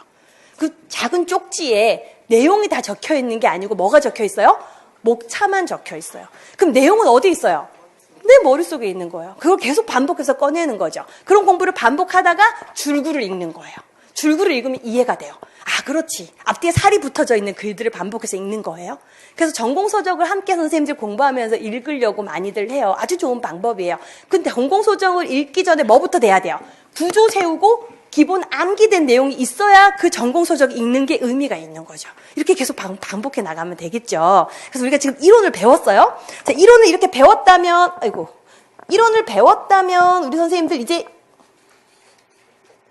아니야, 이거 할 거였어. 자, 이론을 배웠다면 이제 뭐 해야 돼요? 내면화 해야 돼요. 이 내면화가 바로 지금 이거 공부한 거 암기해가지고 선생님들이 자신 있게 됐는지 확인하는 거예요. 그런 다음에는 기출문제를 볼 텐데, 기출문제를 보면 아까 말했지만 페살로치에 대해 설명 쭉 쓰고 하나님은 인간에게 이 능력을 부여하셨으니 이것이 조화를 이루어서 발달할 수 있도록 하는 것은 교육의 몫이니 이런 식으로 쭉 설명이 되어 있어요. 이 학자 누구냐요? 페살로치지. 페살로치가 말하는 3가지 능력이 뭔지 3가지 다 쓰래요. 쓰면 되겠죠. 손과 발의 근면한 노동을 통해서 도덕적인 발달을 해야 된다고 페스탈로치가 말한 교육 원리가 뭐니에요? 노작의 원리 쓰면 되는 거예요. 1점, 1점, 1점. 감각기관을 이용해서 외계의 사물을 인지할 수 있는 공부 방법을 제안했대요, 페스탈로치가. 그게 뭐니에요? 직관의 원리 쓰는 거죠. 4점. 이렇게 해서 하나하나 계속 기본적인 부분들 절대 실수하지 않고 맞춰나가는 거죠. 그래서 기출문제를 통해서 내가 공부한 바가 맞구나를 확인하는 거죠. 이렇게 해서 기출문제 다지기로 이제 바꾼다는 거예요. 바꾼다는 게 아니라 기출문제 다지기로 공부를 더 내면 한다는 거예요. 그래서 결과를 바꾸기 위해서는 암기가 필수적이에요. 그죠? 암기를 해야 돼요. 우리 요거 나중에 끝날 때 다시 한번 문제 내볼게요. 그래서 우리가 일주일 동안 공부해야 될 분량 명확하게 정해져 있고 무엇을 해야 되냐 한번 보면 제가 지금 말로 설명한 거예요. 자, 일주일 동안 해야 할 요 내용은 아마 PPT에 없을 거예요, 선생님들. 그 자료에 없을 거예요. 제가 자료를 같이 보자고 할 때 우리 보기로 해요. 자, 일주일 동안 해야 할 공부 범위의 목차를 만든 다음에 뭐 해요? 그것을 소형력으로 나눠요. 자, 오늘 일주일 토요일 날 강의 들은 거, 그걸 소형력으로 나눠요. 자, 스스로 구분한 소형력의 공부를 순서대로 시작해요. 소형력 1부터 시작하는 거죠. 자, 근데 뭐 해야 돼요? 반드시 반복할 수 있는 시간을 안배하라는 거예요. 자, 페스탈로치 이거 공부하는데 한 10분이면 될 수 있어요. 그리고 바로 프레벨로 넘어가는데 우리는 프레벨로 넘어가기 전에 뭐 해야 돼요? 페스탈로치 시험 봐야 되잖아요. 프레벨 했어요. 그럼 프레벨 끝나고 듀이를 할 텐데 듀이 가기 전에 또 뭐 해야 돼요? 페스탈로치 시험 또 봐야 되잖아. 계속 시험을 얼마나 사이사이 샌드위치에 뭐 집어넣듯이 받느냐에 따라서 결과가 달라지는 거야. 자, 근데 페스탈로치 했어요? 그 다음 주에 와서 발달을 배워요. 그때까지 페스탈로치 한 번도 인출하지 않았어요. 분명히 내가 지난주에 강의 들으면서 다 알았고 공부해놨는데 얘 어디 갔지?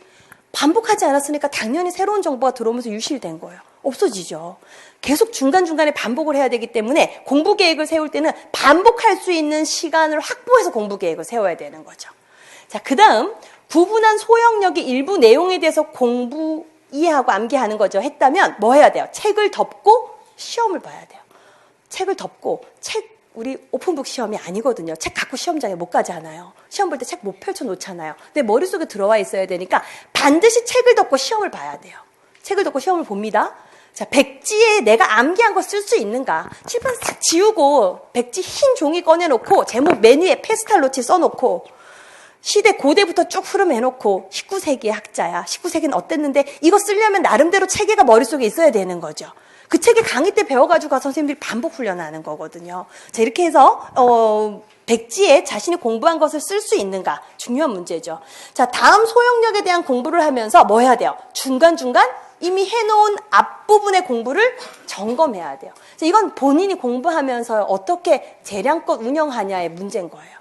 자, 그래서 나 지금 몬테소리 공부하고 있는데 몬테소리 하면서도요, 똑똑한 선생님들 분명히 페스탈로치 계속 중간중간 넣을걸요? 앞에서 했던 소크라테스, 플라톤 계속 반복할 거예요. 그럼 공부 시간 어때요? 계속 길어져요. 분명히 나 이거 아까 전에 아리스토텔레스 다 했는데 아리스토텔레스가 말하는 교육의 삼체가 뭐였더라? 헷갈려요. 헷갈릴 수밖에 없어요. 너무 많은 걸 하니까. 그럼에도 지금 이 시점에서 확인하지 않으면 나중에 7월 되면요, 하나도 없어서 내게 하나도 아닌 게 되는 거죠. 그러니까 절대적으로 반복 재시험을 봐야 된다는 거죠. 재시험 본다. 자, 그럼 우리 일주일 한번 우리가 지금 이렇게 제가 선생님들께 사상 페스탈로치를 했는데 하나도 어렵지 않고 너무 재밌죠? 아니야? 너무 재밌죠? 그래, 이렇게 다 매주가 이렇게 재밌을 거예요. 우리 선생님들 하나도 두려워하지 않아도 돼요. 조금 이따 정말 두려운 게 뭔지 우리 조금 이따 같이 이야기 나눌 텐데 걔도 하나도 두렵지 않아요. 우리 처음에 했던 5점에서 10점은 내가 안 받아도 된다는 생각 뚝심 있게 밀고 가면요, 뭐 아니면 유시해요. 출제자가 흔들리는 출제의 방향을 우리가 쫓아가서는요, 중심을 못 잡아요. 우리가 진짜 해야 될 영역을 굳건히 다지면요, 정말 뭐 아니면 유시해요. 그런 생각으로 가는 거예요. 그래서 이번 시험에서도 8점, 10점 웃도는 점수를 받은 선생님들 나오는 거예요. 모르는 거 4점, 5점 틀리는 거죠. 아는 거 다 맞추는 거예요. 그런 접근을 했을 때 2차에서도 강하다고요. 그렇게 했을 때 2차에서도 힘을 발할 수 있다는 거죠. 자, 제가 지금 하고자 하는 건 뭐냐면 우리가 지금 2주차에 사상 배우죠. 자, 3주차에 들어갈 게 바로 발달이에요. 그럼 저랑 한번 소형력을 나눠보려고 하는데, 자, 물론 발달은 이제 너무 중요하고 범위가 많아서 3, 4주차에 걸쳐서 공부하겠지만 우리가 발달 심리를 한번 보면, 자, 이 발달 심리 단어를 공부하면서 제일 먼저 발달의 어떤 개념, 그리고 발달 원리, 이거 공부할 거예요. 자, 그 다음에 두 번째는 발달 이론들을 공부할 거예요. 자, 발달 이론 제일 먼저 성숙주의부터 시작해서, 그 다음 정신분석 이론, 그 다음 행동주의, 그 다음 피아제의 인지발달, 그리고 비고츠키 사회 문화적, 네, 글씨를 정성껏 쓰려고 했는데 또 이렇게 되군요. 자, 그 다음에 생태학적 체계 이론, 그 다음 다중지능 이론, 동물행동학,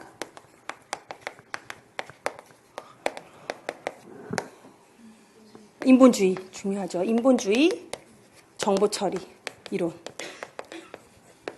이렇게 우리가 지금 공부를 할 거예요. 그럼 이제 얘를 어떻게 해야 돼요? 공부 일주일 동안 다 하면, 토요일날 강의 다 들었어요. 그럼 우리 선생님 뭐 해야 돼요? 첫 번째, 소형력을 만들어야 돼요. 그죠? 나만의 소형력을. 그래서 이제 공부의 분량에 따라 피아제는 이렇게 하나의 제목으로 적혀 있지만 공부량이 상당히 많아요. 그러면 이 첫 번째 발달의 개념 원리와 성숙주의까지를 나는 소형력 1로 해야겠다.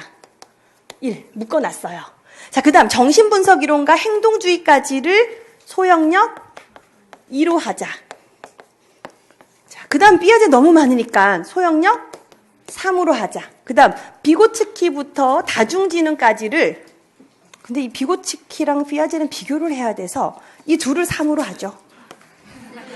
자기가 정하기 나름이에요. 자, 그 다음에 자, 이 생태부터 시작해서 이 나머지를 모두 다 소형력 4로 하자. 이거 지금 양이 많은 부분이 아니거든요. 자, 이렇게 해서 지금 나눠놨어요. 자, 이 나누는 작업 강의 끝나고 바로 해야 돼요. 집에 가지 말고 나눠놓고 일주일 동안 내가 살아야 될 방향은 잡아놓고 가야 된단 말이에요. 그죠? 이렇게 나눠요. 나눈 다음에 제일 먼저 뭐부터 시작해요? 소형력 1부터 시작해요. 자, 그럼 우리 선생님들 자료 책에 몇 쪽인가요? 16쪽을 한번 볼까요? 자, 우리 16쪽, 이거 직강 기준으로 이렇게 지금 세워져 있는데, 우리 인강 선생님들은 이걸 다른 날로만 옮기면 되는 거죠. 인강 듣는 날로만 옮겨서 계획을 세우면 될 텐데, 자, 일단 아침부터 시작해서 우리 저녁까지 아마 6시까지 강의가 진행될 거예요. 자, 이렇게 강의를 쭉 한 다음에는 남은 시간, 강의 시간 남아서 제가 필히 공부를 했어요. 자, 뭐 세워놔야 돼요? 강의 영역의 개요도, 목차 따놓고 이 목차를 소형력으로 묶어야 되죠. 자, 그런 다음에 밤에 집에 가기 전에 소형력 1 암기는 넣어놨어요. 바로 공부하고 가는 거죠. 소형력 1 정도는 공부하고 가요. 자, 그럼 일요일이에요. 그 다음날, 일요일날, 오전은, 그죠? 휴식을 넣어놨어요. 공부해도 되죠. 휴식하지 않고 바로 공부해도 돼요. 자, 그 다음에 1시부터 소형력 2예요. 자, 소형력 2. 들어가기 전에, 2라고 썼지만 들어가기 전에 뭐 해야 돼요? 1 시험 봐야 돼요. 그죠? 그 다음에 일을 쭉 진행했어요. 5시간 동안 일을 하네요. 자, 그런 다음에 소형력 3 들어가는데 이전에 뭐 해야 돼요? 소형력 2 시험 봐야 돼요.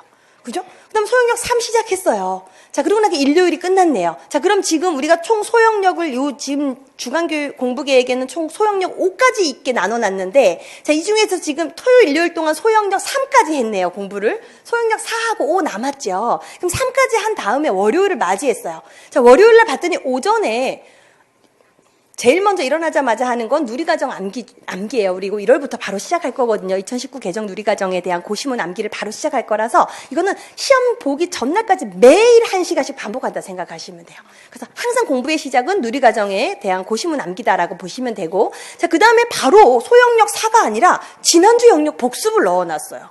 이게 뭐 하는 거예요? 2주차 때 공부한 사상을 다시 복습하라는 거죠. 그래서 페살로치, 프레벨 다시 공부하는 거예요. 자, 그 다음에 점심 먹고 나서는 뭐예요? 소형력 4. 여기서 소형력 4는 뭐예요? 발달에 대한 소형력 4 묶어놓고 공부하자는 거죠. 근데 소형력 4 바로 공부 시작하는 사람이 있는가 하면 뭐 하는 사람? 1, 2, 3을 시험 보는 사람이 있어요. 당연히 1, 2, 3을 시험 본 사람이 강하죠. 1, 2, 3 시험 봐야 돼요.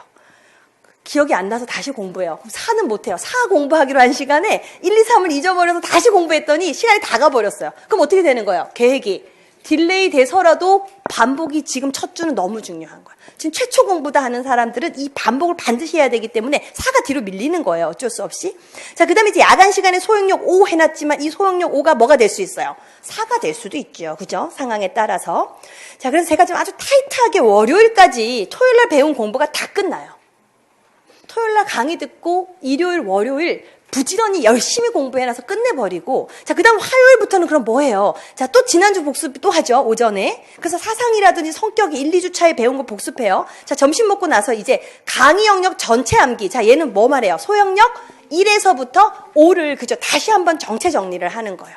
자, 이때 이제 부족했던 부분이 있다면 보완하고 또 암기를 반복하는 거죠. 자, 저녁 먹고 나서 또 전체 영역 암기 2차.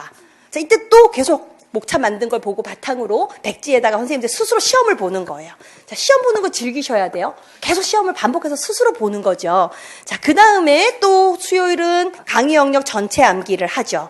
자, 그리고 이번에는 바뀌었네요. 오후에 지난주 복습을 하네요. 자, 이건 선생님들 계획 세우기 나름이에요. 다만 교차 효과를 누릴 수 있도록 섞어 넣는 건 매우 중요해요. 자, 한 영역에서 머물고 계시면 안 되고 계속 다른 영역 했다가 A 했다가 B 했다가 C 했다가 다시 A 했다가 또 D 했다가 또 B 했다가 왔다 갔다 했을 때 뇌는 더 활성화되고 더 장기 기억으로 오래오래 보존할 수 있는 그런 방법이 되는 거니까 계속 교차 효과를 누릴 수 있도록 공부를 계속 뒤섞어 놓는 거죠. 자, 그런 다음에 우리 목요일 좀 볼까요? 목요일 날 오전에 뭐 해요, 선생님들? 기출문제 시험 봐요. 자, 이 기출문제가 교재 뒤편에 들어가 있을 거예요. 자, 계획 절대 미리 보지 마시고요. 우리 초수 선생님들은 특히나 문제에 자꾸 노출되지 마세요. 공부를 다 한 다음에 나를 확인할 수 있는 아주 좋은 방법이 기출문제를 푸는 건데 문제부터 공부도 안 되는데 보는 건 너무 아깝죠. 그래서 제가 강의도 그날 바로 기출문제까지 해결하고 선생님들하고 헤어지면 저도 너무 좋으나 너무 그게 계속 고민했어요. 이번 주도 이 올해 강의는 그냥 바로 기출문제를 할까 강의하면서. 근데 그 너무너무 선생님들의 그 기회를 뺏는 게 아까워서 다음 주에 1주차 기출문제를 할 거예요. 공부 다 하시고 계속 뒤에 문제 보지 말고 계시다가 목요일날 스스로 시험을 보세요. 자, 그런데 목요일날 시험을 보고 나서 이 문제 분석해갖고 암기해야 되죠. 스스로 답이 있으니까 책에 교재에 답도 함께 수록되어 있으니까 암기 채점하신 다음에 부족한 부분 암기해 놓으시고, 자, 그 다음에 이제 공부한 이론과 문제를 연결 짓는 거예요. 그래서 이 기출문제에서 나왔던 중요한 말들 이런 것들 이건 되게 중요하고 의미 있고 외워야 될 것 같은데 하는 건 교재에 옮겨 써놓기도 하시고 이렇게 해서 기출문제랑 이론이 연결 지어지는 거죠. 자, 그 다음에 이제 금요일날 와갖고는 또 지난주 영역 복습하네요. 그래서 이 사상이나 1, 2주차 얘기를 하는 거죠. 자, 그 다음에 또 강의 영역 전체 암기 5차예요. 자, 지금 벌써 몇 번 반복이에요. 그죠? 일주일 동안 공부를 올인하는 선생님들은 절대 시간이 부족하지 않아요. 계속 반복 암기할 수 있는 시간이 확보되는 거죠. 자, 그 다음에 야간에는 다음 주 영역을 예습해서 오는 거죠. 그래서 다음 주에 공부해야 될 영역을 책을 보면서 목차를 뽑는 거 정도는 하시고 줄을 읽으면서 이런 내용이 담겨 있구나 정도는 보시고 이제 강의를 들으면 훨씬 효과적이겠죠. 자, 이렇게 해서 이제 일주일 해야 될 거 분명히 정해져 있고 소형역으로 나눠서 접근한다 알면 되겠죠. 자, 그럼 일일 공부 계획을 한번 옆에 세워놓은 거 볼까요? 자, 6시 반에 기상해서 7시 반까지 씻었어요. 자, 7시 반부터 8시까지는 어디 공부 장소로 이동해야 되죠. 도서관이나 뭐 각자의. 그래서 이 이동 동선을 고려해서 너무 이동 시간이 길지 않도록 하시되 이동 시간도 공부 시간으로 활용하면 너무 값져요. 우리 주머니에는 항상 목차가 있을 거니까 그 목차를 계속 보면서 인출하는 거예요. 그래서 지하철이든 버스든 어디서든 기차든 어디서든 선생님도 공부할 수 있어요. 그래서 나는 왔다 갔다 하는 시간이 아까워서 다 모든 것이 다 핑계예요. 난 열심히 했는데 되지 않아서 다른 사람 더 열심히 했대요. 다 핑계예요. 나한테 주어진 상황에서 최선을 다할 수 있는 방법은 언제든지 나와요. 일병행, 육아병행, 가사병행 물론 체력과 시간 관리를 잘해야 되지만 할 수 있어요. 일을 병행하면서도 공부할 수 있어요. 뭐만 하면 돼요. 하루에 야간 3시간은 내가 무조건 철칙으로 공부하겠다. 퇴근하고 와서 혹은 뭐 야간 근무라면 오전에 3시간은 내가 어떻게 해서든 지키겠다. 그 다음 토요일, 일요일, 공휴일은 내가 무조건 공부에 올인하겠다라는 자신과의 약속을 지켜나간다면 합격할 수 있고 말고요. 일병행인데 못해 아니고요. 어떻게 계획을 세웠고 어떤 정신력으로 밀고 가냐의 문제인 거죠. 그래서 우리 가사 병행하고 육아 병행하고 이런 선생님들 할 일이 많은 건 당연히 알아요. 하지만 공부할 수 있다는 거예요. 그래서 이렇게 하루 종일 올인하는 선생님들이 이렇게 많은 반복을 하거든요. 사실 근데 이렇게 많이 반복하지 않아도 머릿속에 들어와 있어요. 그렇기 때문에 이렇게 일을 병행하거나 혹은 아이를 키우거나 이러면서 함께 공부하는 선생님들도 할 수 있는 그런 공부라는 거 꼭 알아두셨으면 좋겠고. 자, 그래서 어찌됐건 제가 갑자기 공부 장소 이동하다 말고 흥분했죠. 자, 그 다음에 이제 아침에 공부 첫 시작할 때 우리 뭐 해야 돼요? 교육과정 고시문 암기한다 그랬어요. 그죠? 자, 그 다음 9시부터 이제 공부 시작이에요. 3시간 확보됐네요. 공부 시간 3시간. 자, 그 다음에 점심 먹고 또 공부 시간 5시간 확보됐어요. 자, 그 다음에 저녁 먹고 공부 시간 2시간 확보됐네요. 자, 그래서 하루에 내가 공부할 수 있는 양을 꺼내놔야 돼요. 내가 도대체 하루에 몇 시간을 공부할 수 있는가? 걔를 구조적으로 나눠놔야 되는 거죠. 자, 그 다음 밤에 집으로 이동해서 이동할 때도 이동할 때 할 일, 비아제 인출한대요. 아주 치밀한 계획을 세워야 돼요. 자, 그 다음에 여기 사실은 일과 평가하고 다음날 계획 수립하고 씻기 있죠. 씻을 때 할 일. 씻을 때 할 일. 있어야 되죠. 자, 뭐 할까요? 회설로치 하든지, 뭘 하든지 들어가기 전에 벽에 붙여놓은 목차 하나 보고 그래 오늘 예고 인출해보자 하고 들어가서 씻는 거예요. 자, 1년만 그렇게 하면 돼요. 할 수 있죠? 제가 우리 선생님들한테 자주 하는 말, 우리 선생님들 너무 애쓰셨어요. 고생하셨죠? 할 수 있죠? 잘하고 있어요. 할 수 있죠? 강의하면서 아마 계속 할 거예요. 자, 그리고 너무 중요한 건 강의 듣는 것도 중요하고요. 암기하는 것도 중요해요. 근데 뭐가 더 중요해요? 이것을 시험 보는 건 제일 중요해요. 셀프 테스트. 제가 암기 후 꼭 셀프 테스트를 해라. 자, 셀프 테스트 방법 2가지죠. 하나는 백지에 쓰는 거, 또 하나는 말로 하는 거예요. 아무것도 보지 않고 말로 앞에 있는 사람한테 설명하듯 하는 거죠. 자, 내가 페스탈로치를 설명해 줄게. 페스탈로치는 19세기 교육사상가야 하면서 혼자 거울 보고 설명하는 거예요. 2차 면접 준비 자연히 되고요. 자신감 생겨요. 공부 즐거워져요. 작은 성취가 모여서 큰 성취를 이루는 것이기 때문에 중간중간 선생님들이 나눠놓은 이 소형력의 소형력, 그 안에 또 소형력, 걔 하나하나 끝날 때마다 뭐 해요? 시험 봐서 100점 받은 거 확인하고 넘어가세요. 알았죠? 셀프 테스트 아주 중요하죠? 자, 그럼 우리 다시 한번 PPT를 보면서 이야기 나눠보도록 해요. 그래서 일주일 계획을 탄탄하게 세우고 토요일날 강의 들었으면 토요일날 강의 듣고 나서 밤에 남아서 일주일 내가 해야 될 공부량 정해놓고 가는 거예요. 그래서 그것을 또 일주일 동안 열심히 실행하는 거죠. 자, 그럼 이제 하루에 우리 이거 제가 지금 방금 말한 거랑 반복되긴 하지만 하루에 내가 공부할 수 있는 시간을 먼저 체크해 봐야 돼요.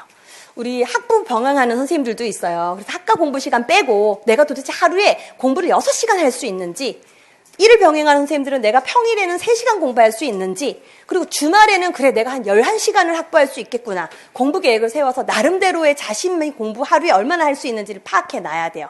그리고 그 시간 안에 뭐 집어넣어야 돼요? 소형력을 배치해야 돼요. 그죠? 시간 안에 소형력을 넣어야 되는 거죠. 자, 그리고 공부할 때는 공부만 해야 돼요. 핸드폰 절대 몰입을 방해하는 첫 번째 요인 스마트폰. 핸드폰을 꺼놓고 도서실 옆에 놔뒀어요. 내 가방에 들어가 있어요. 이거 실험한 거죠. 이거 와. 집에 핸드폰 두고 도서실에 왔어요. 공부 효과가 똑같은 시간에 엄청 차이가 컸다 그러죠. 핸드폰을 꺼놓고 옆에 놔뒀는데도 에너지가 분산됐어요. 핸드폰 쪽으로 자꾸 신경이 간다는 거죠. 쉬는 시간에 켜본다거나. 나는 공부할 때는 껐고 쉬는 시간에만 켰다. 그것 또한 쉬는 시간에 뭐 했으니까 다른 사람은 반복했으니까 앞에 거. 거기서 또 차이가 있는 거예요. 작은 거의 차이가 모여가지고 엄청 큰 결과를 만들어요. 제일 중요한 건 바로 이 짜투리 시간 중요성이에요. 짜투리 시간 너무 중요해요, 선생님들. 그래서 성공의 차이는 여가 시간을 어떻게 보내냐에 따라 달려있다라는 말이 있어요. 하버드 새벽 4시 반에라는 책을 보면 나와요. 선생님들에게 1시간의 여가 시간이 주어졌어요. 뭐 하고 싶으세요? 1시간 그냥 자유롭게 하래요.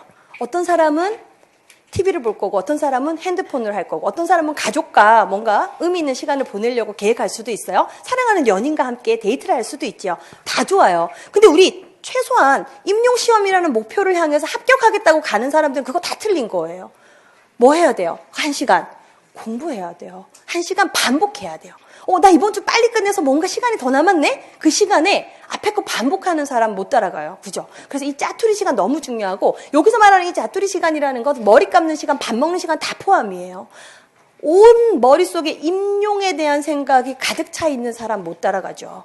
그죠? 길을 걷다가도 길을 걷다가도 버스에 붙어있는 광고판을 보면서도 문제랑 임용 우리 공부하는 거 다 연결돼요. 커피숍에 가서 커피를 주문하는데 거기에 뭐 1+1이래요. 그런 거 보면서 우리 공부한 거 다 연결돼요. 자, 이런 식으로 선생님들 눈에 보이는 모든 것이 임용으로 연결 지을 수 있는 삶을 사는 거요. 괴롭지 않아요. 지금 얘기 들으니까 어떻게 저렇게 살지? 그렇게 살면 즐거움도 당연히 느끼고요. 빨리 합격할 수 있어요.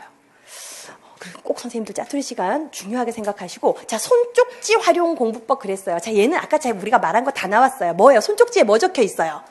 그쵸. 페살로치는 19세기 사상가로서 신문지식, 그리고 쭉 줄글로 되어 있는 거 절대 들고 다니면 안 되는 거죠. 걔는 내 머릿속에, 나에게 있는 손쪽지에는 목차가 적혀 있는 거예요. 목차. 페살로치 하면 숫자 3.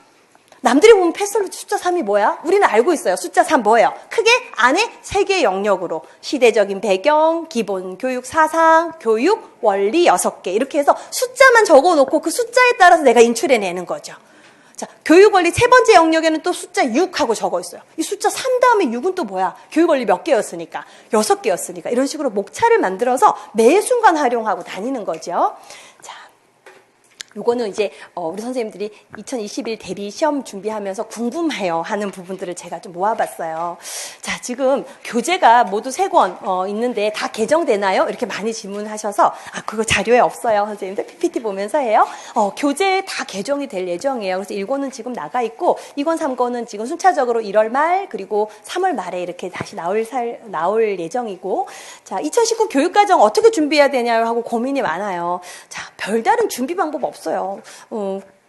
우리가 지금 2019 개정 유치원 교육과정은 1월부터 고시문 암기는 들어갈 것이고 3월 누리과정부터 이걸 다룰 거거든요. 그래서 이 변화된 방향을 정확하게 인지하고 이 유아 중심, 놀이 중심으로 흘러가는 우리 유아 교육의 그런 변화를 선생님들이 이해하고 거기에 나와 있는 중요 사항들을 또 공부해 나가는 거죠. 그래서 이것이 달라졌기 때문에 시험 범위도 달라지고 출제 경향도 달라지냐 이렇게 많이 궁금을 하는데 시험 범위는 그대로예요. 우리 유아 교육의 근간을 이루는 이론은 흔들림 없이 그대로. 개정 유치원 교육과정이 개정됐다 그래서 삐아제가 달라지겠어요? 정신분석 이론이 달라지겠어요? 그대로 가는데 다만 지금 우리가 지향하려고 하는 방향에 대한 빠른 파악은 중요하죠. 그래서 그런 것들은 3, 6월 강의에서 신의사 예자 영역 나가면서 다뤄질 것이고, 자, 그다음 강의 진행 요일 변동 없냐요? 그랬어요. 그래서 교육과정 강의는 토요일 날 계속 이렇게 종일 진행하는 것으로 이루어지고요. 논술 강의는 화요일 날 오후 시간에 이렇게 작년과 동일하게 진행될 예정이에요. 2차 강의는 수요일 날 발표나는 그런 시점을 잘 생각해 보니까 수요일 날 하는 게 가장 타당할 것 같아서 수요일 날 이루어질 예정입니다. 자, 그 다음에 두 번째는 신이론을 어떻게 대비해야 되나요? 이거 선생님들이 많이 물으세요. 여기서 근데 저는 이 신이론이 무엇인지도 참 궁금해요. 뭐가 신이론이죠? 우리가 안 한 건 신이론인 거예요. 우리 선생님들한테. 그렇죠? 그러면 여기서 또 뭘 공부해야 되냐면 이 두 번째 말, 시험 범위가 너무 강범위예요. 이 두 가지 우리가 같이 생각해 봐야 될 문제거든요. 자, 이번 시험에 신이론이 많이 나왔다 선생님들이 이렇게 말을 하세요. 그래서 제가 한번 봤어요. 그래서 우리가 모르는 학자에 대한 점수가 몇 점이었지? 봤어요. 5점이었어요. 5점. 자, 그럼 이 5점 때문에 선생님들이 내가 시험에 떨어졌다라고 이야기할 수 있어요. 그런데 사실은 붙은 사람들도 뭐예요? 5점 이거 틀리고 붙었어요. 그 사람들 뭐 맞춘 거예요? 75점 다른 거를 잘한 거예요. 의미 있게 공부를 하면 제가 모 아니면 유시라 그랬죠. 모면 너무 좋아요. 모는 80점 만점에 75점이고 유는 70점이에요. 이 난이도 조절을 위해서 내는 걸 다 파고들려고 하다가는 기본을 놓치는 문제가 생겨요. 기초가 없는 집은 곧 무너지고요. 기초를 무시한 운동선수는 인류밖에 안 돼요. 인류가 되기에는 기초를 다진 경험이 없기 때문에 스스로 문제 상황에 대처하는 힘이 없어요.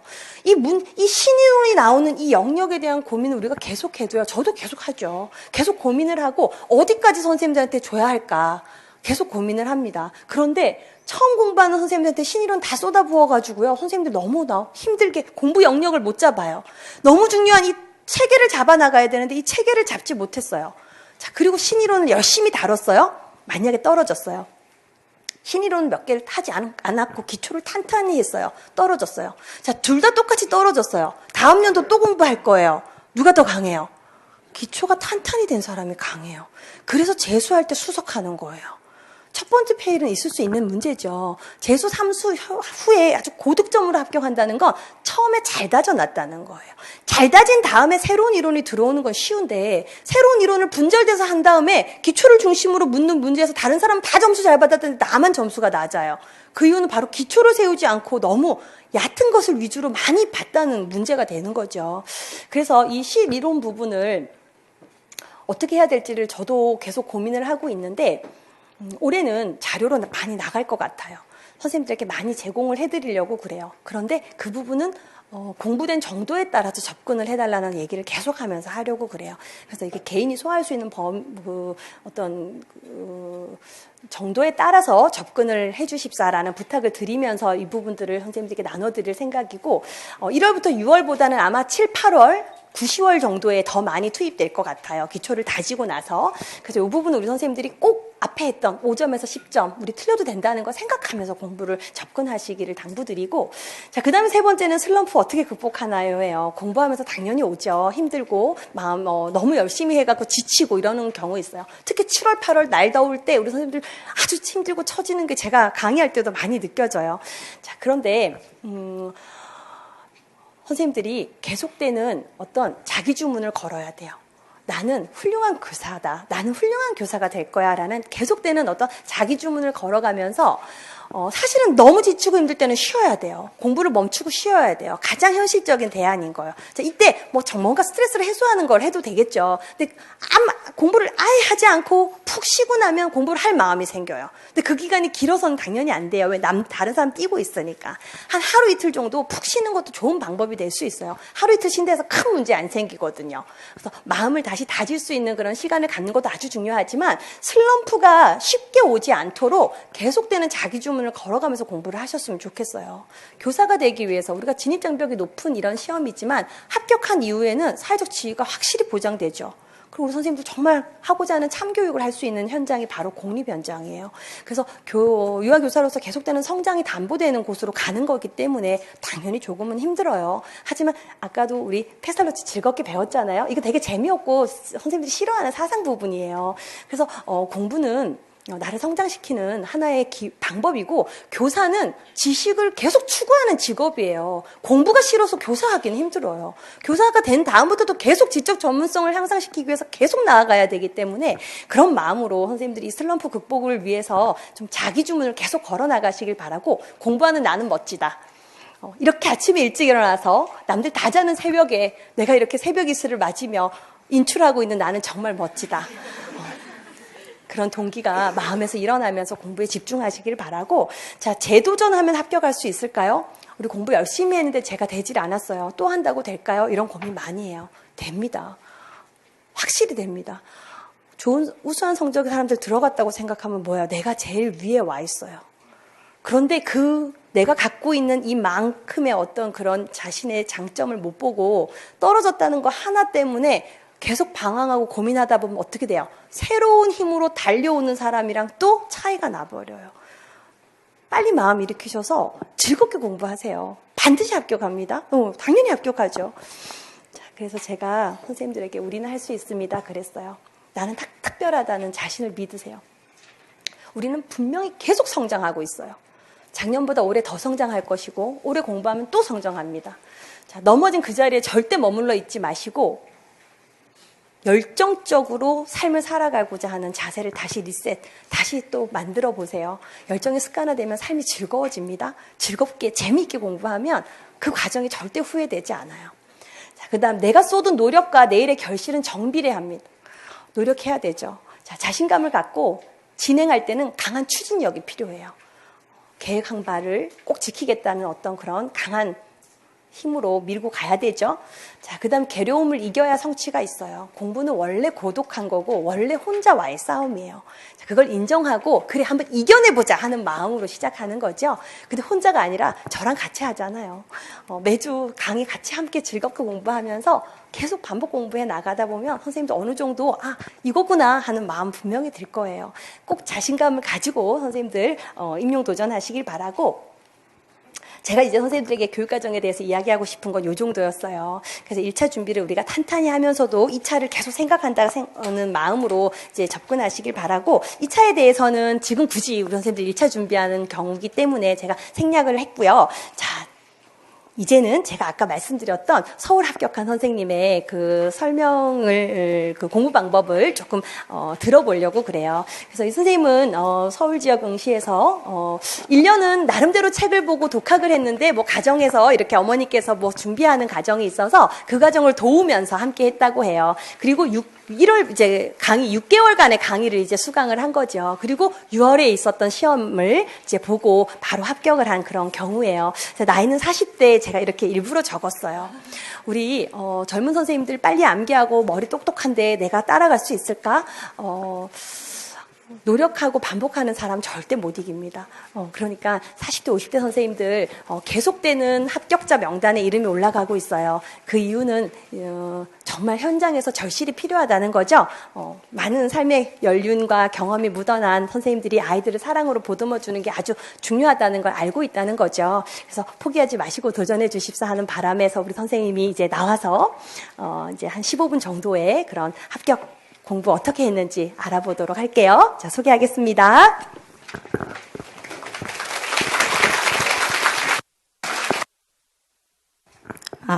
네.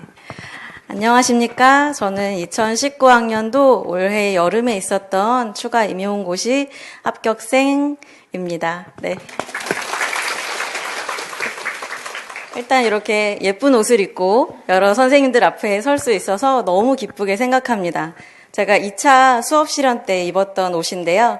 선생님들도 이렇게 합격의 기쁨 누리시고 이제 좋은 기운을 넣어드리고자 예쁘게 꾸미고 왔습니다. 저는 교수님께서 소개해 주신 대로 40대입니다. 그래서 제가 공부하면서 가장 부러웠던 나이가 이제 뭐 39살, 뭐 38살, 이제 곧 막 나 29인데 어떡하지? 뭐 이러신 분들 이제 아마 다 앉아 계실 거라 생각하는데요. 네, 저는 너무 부러웠어요. 그 나이가. 기회도 더 많고 저보다 또 체력도 더 좋고 더 영민하시고 그러기 때문에 교수님 말씀대로 용기 가지시고 또 이제 저처럼 인생의 후반부를 달리실 선생님들께는 정말 노년에까지도 나의 전문성을 인정받으면서 공부할 수 있는 시기라고 생각하기 때문에 즐겁게 공부하셨으면 좋겠습니다. 저는 일단 혼자 공부했을 때 2019 정시에서 정말 똑 하고 떨어졌는데요. 사실 저는 붙을 줄 알고 굉장히 기대를 많이 하고 있었습니다. 많이 외웠고 요약본도 많이 봤고 근데 이제 똑 떨어지고 나서 든 생각은 진짜 열심히 하신 분들 많구나. 그리고 내가 준비가 좀 덜 됐구나. 그리고 이제 그들이 다 갔다. 이제 나의 차례가 왔다. 정말 그 기쁨이 너무 컸어요. 왜냐면 많이 뽑았기 때문에 많이 가셨잖아요. 그러니까 저는 그런 기쁨을 안고 공부를 시작할 수 있었습니다. 저는 이제 1, 2월은 또 자만심에 이제 혼자 공부를 했어요. 근데 공부가 잘 되신 분들은 혼자 하셔도 괜찮으시겠지만 저처럼 공부가 좀 미흡했던 사람은 3월에 이제 직강을 오고 나서 정말 깜짝 놀랐습니다. 네, 1, 2월 괴로운 부분을 복습해 주시는데 저만 대답을 하나도 못 하는 거예요. 정말 어쩜 그렇게 대답들을 잘 하시는지 그래서 너무 충격을 받아서 제가 4월부터 인강을 병행하기 시작했어요. 그래서 1, 2월 인강을 다시 듣고 하면서 이제 공부를 했는데요. 저는 올인이었기 때문에 하루를 한 3등분 해서 공부를 했던 것 같아요. 그래서 아침 6시에서 점심 12시까지, 또 12시에서 또 6시까지, 또 6시에서 12시까지. 이러면 18시간 나오거든요. 아까 교수님 말씀하시는 것처럼 머리 감을 때는 거기에 항상 붙어 있었어요. 그 감정 코칭에 관한 내용.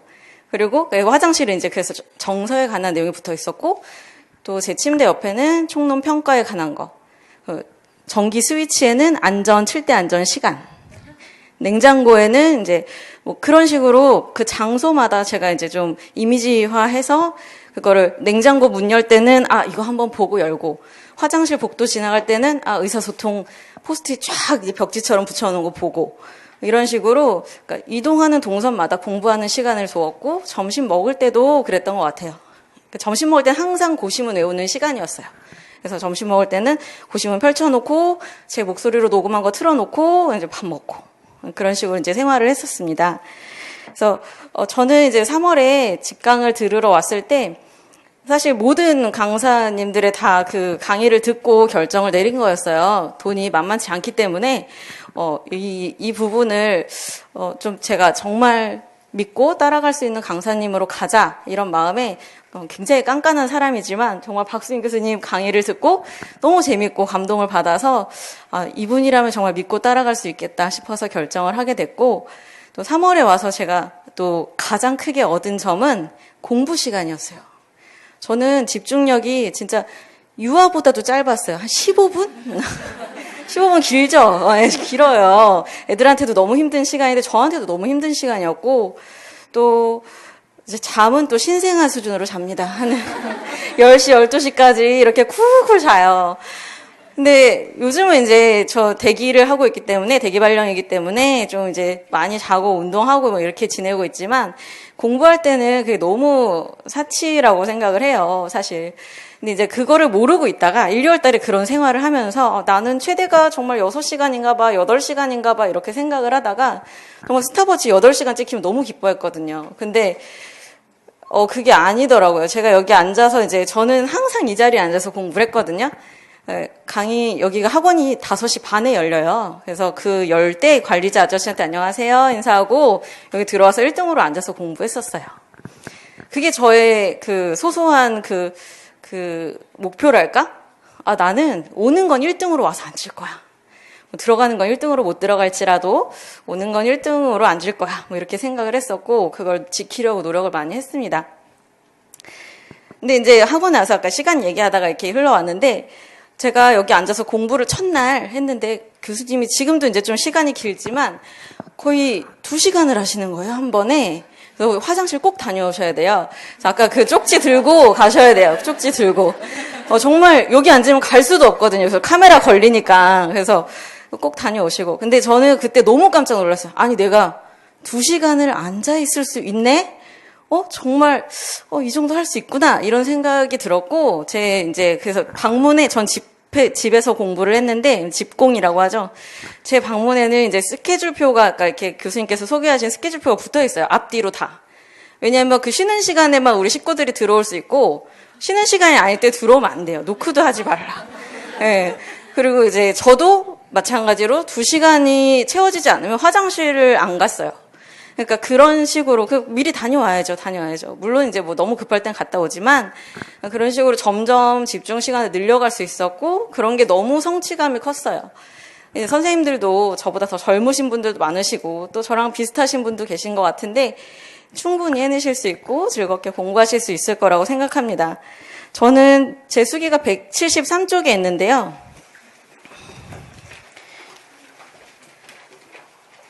거기 한 장 넘기시면 175쪽에 목차가 있어요. 보시면 아시겠지만 단거나 백지 쓰기 다 교수님께서 앞에 말씀하셔서 저는 이제 이런 에피소드 위주로 더 이제 말씀을 드리도록 하겠습니다. 그래서 제가 이렇게 목차를 좀 간단하게 말씀드리면, 먼저 강의를 활용하는 방법. 그래서 직강생들과 또 인강생 분들이 공부하는 방법이 다를 수밖에 없어요. 직강은 하루 종일 와서 공부를 하는 거기 때문에 반드시 예습을 하셔야 됩니다. 그래야 졸립지가 않아요. 그래서 예습을 꼭 하시는데 언제 하시느냐? 금요일 오후에는 꼭 하시고요. 근데 내가 그날 정말 부득이하게 못했다. 그럼 토요일 날 일찍 오셔서 하셔야 돼요. 정말 30분이라도 1시간이라도 예습을 하셔야 됩니다. 그리고 강의를 들으시고 점심시간과 강의 끝난 시간, 이 시간을 활용하셔서 복습을 바로 하셔야 돼요. 그러면 총 똑같은 공부를 3번을 연달아 반복하게 되는 거기 때문에 굉장한 학습 효과가 있습니다. 샌드위치처럼 강의를 가운데 두고 예습을 꼭 하시고 복습을 꼭 하시고 하는 방법을 추천드리고요. 또 인강생 선생님들께서도 이걸 활용하실 수가 있어요. 근데 인강생은 조금 달라요. 처음부터 쫙 들으면 너무 힘들어서 하루에 1강이나 2강씩 해서 이거를 듣고 이게 이제 예습 과정이나 마찬가지죠. 미리 예습을 못 하시니까 인터넷 강의를 듣고 복습을 하십니다. 그래서 월, 화, 수, 목, 금을 다 하시면 이제 주말에 한번 몰아서 그냥 좀 빨리 딱 한 번 더 들으시는 거예요. 그러면 내가 월요일에 들었어요. 월요일 복습했어요. 그리고 일요일에 전체 들을 때 한 번 더 듣죠. 그럼 똑같이 3번 복습하시는 거예요. 그러니까 이런 식으로 하시면 한 번 볼 때 3번 보는 효과가 있기 때문에 꼭 예습과 복습을 하시기를 권해드리고, 저 아는 합격생 중에도 이제 그런 말을 하더라고요. 내 손에 뇌가 달려있다 라고 생각하고 정말 열심히 썼다고. 근데 저도 그랬거든요. 저는 교수님 입술과 내 손이 연결돼 있다라고 생각했어요. 입술 움직일 때마다 막 정말. 근데 여기 이제 앞에 앉으시면 뭐 뒤에 앉으신 분들도 열심히 하셨겠지만 제가 잘 못 봤어요. 전 앞에만 있으니까. 근데 정말 경쟁하듯이 정말 열심히 써요. 근데 그렇게 열심히 쓰는 이유가 뭐냐면 집에 가서 혼자 공부할 때 생각이 안 나요. 뭐라고 하셨는지. 근데 그런 지나가는 말들이 시험에 나오는 경우가 있더라고요. 저 같은 경우에는 지진에 관련된 내용이 그랬고, 그게 그 농담하시면서 뭐 이렇게 해야죠 라는 것까지 생각이 나요. 시험장에서는. 그러니까 그런 부분들, 또 직강생 분들은 이렇게 열정적으로 하는 걸 같이 느낄 수 있는 장점이 있지만 진짜 큰 단점이 있죠. 졸면 끝이에요. 끝. 진짜. 누가 가르쳐 줄 사람도 없어요. 대부분 다 혼자 다니시기 때문에 끝이에요. 그러니까 졸시면 안 돼요. 그 졸지 않는 방법은 필기하는 방법, 그 방법이라고 생각하고, 인강 선생님들도 마찬가지시죠. 졸면 다시 보셔야 되니까 이제 필기를 열심히 하시는 걸 추천합니다. 그게 제가 공부 방법으로 인풋과 아웃풋을 나눴는데, 인풋에 해당하는 단권화에도 설명이 같이 될 것 같아요. 그러니까 머릿속에 든 게 있어야 교수님이 말씀하시는 백지 쓰기가 되는데요. 그러니까 든 거를 이제 좀 잘 정리가 돼야 이게 시험 전날에 막 돌릴 수가 있어요. 근데 뭐 나는 하루 전에 뭐 한 바퀴를 돌렸다 뭐 이런 말도 하는데 정말 직전에 보고 간 사람 못 이깁니다. 그러니까 그 끝에 그렇게 돌릴 수 있는 힘은 내 머릿속에 이게 구조화되어 있어야 된다고 생각을 해요. 그래서 단권화를 한다는 거는 필기를 통해서 정말 수월하게 할 수 있어요. 따로 책을 만드시는 게 아니에요. 전 이걸 몰랐어요. 그래서 저는 요약본이 단권한 줄 알고 그냥 한 권을 만들어서 그걸 막 외웠어요. 근데 당연히 떨어지죠. 왜냐하면 너무 단편적인 것만 알고 있으니까 이게 적용이 안 되는 거예요, 문제에.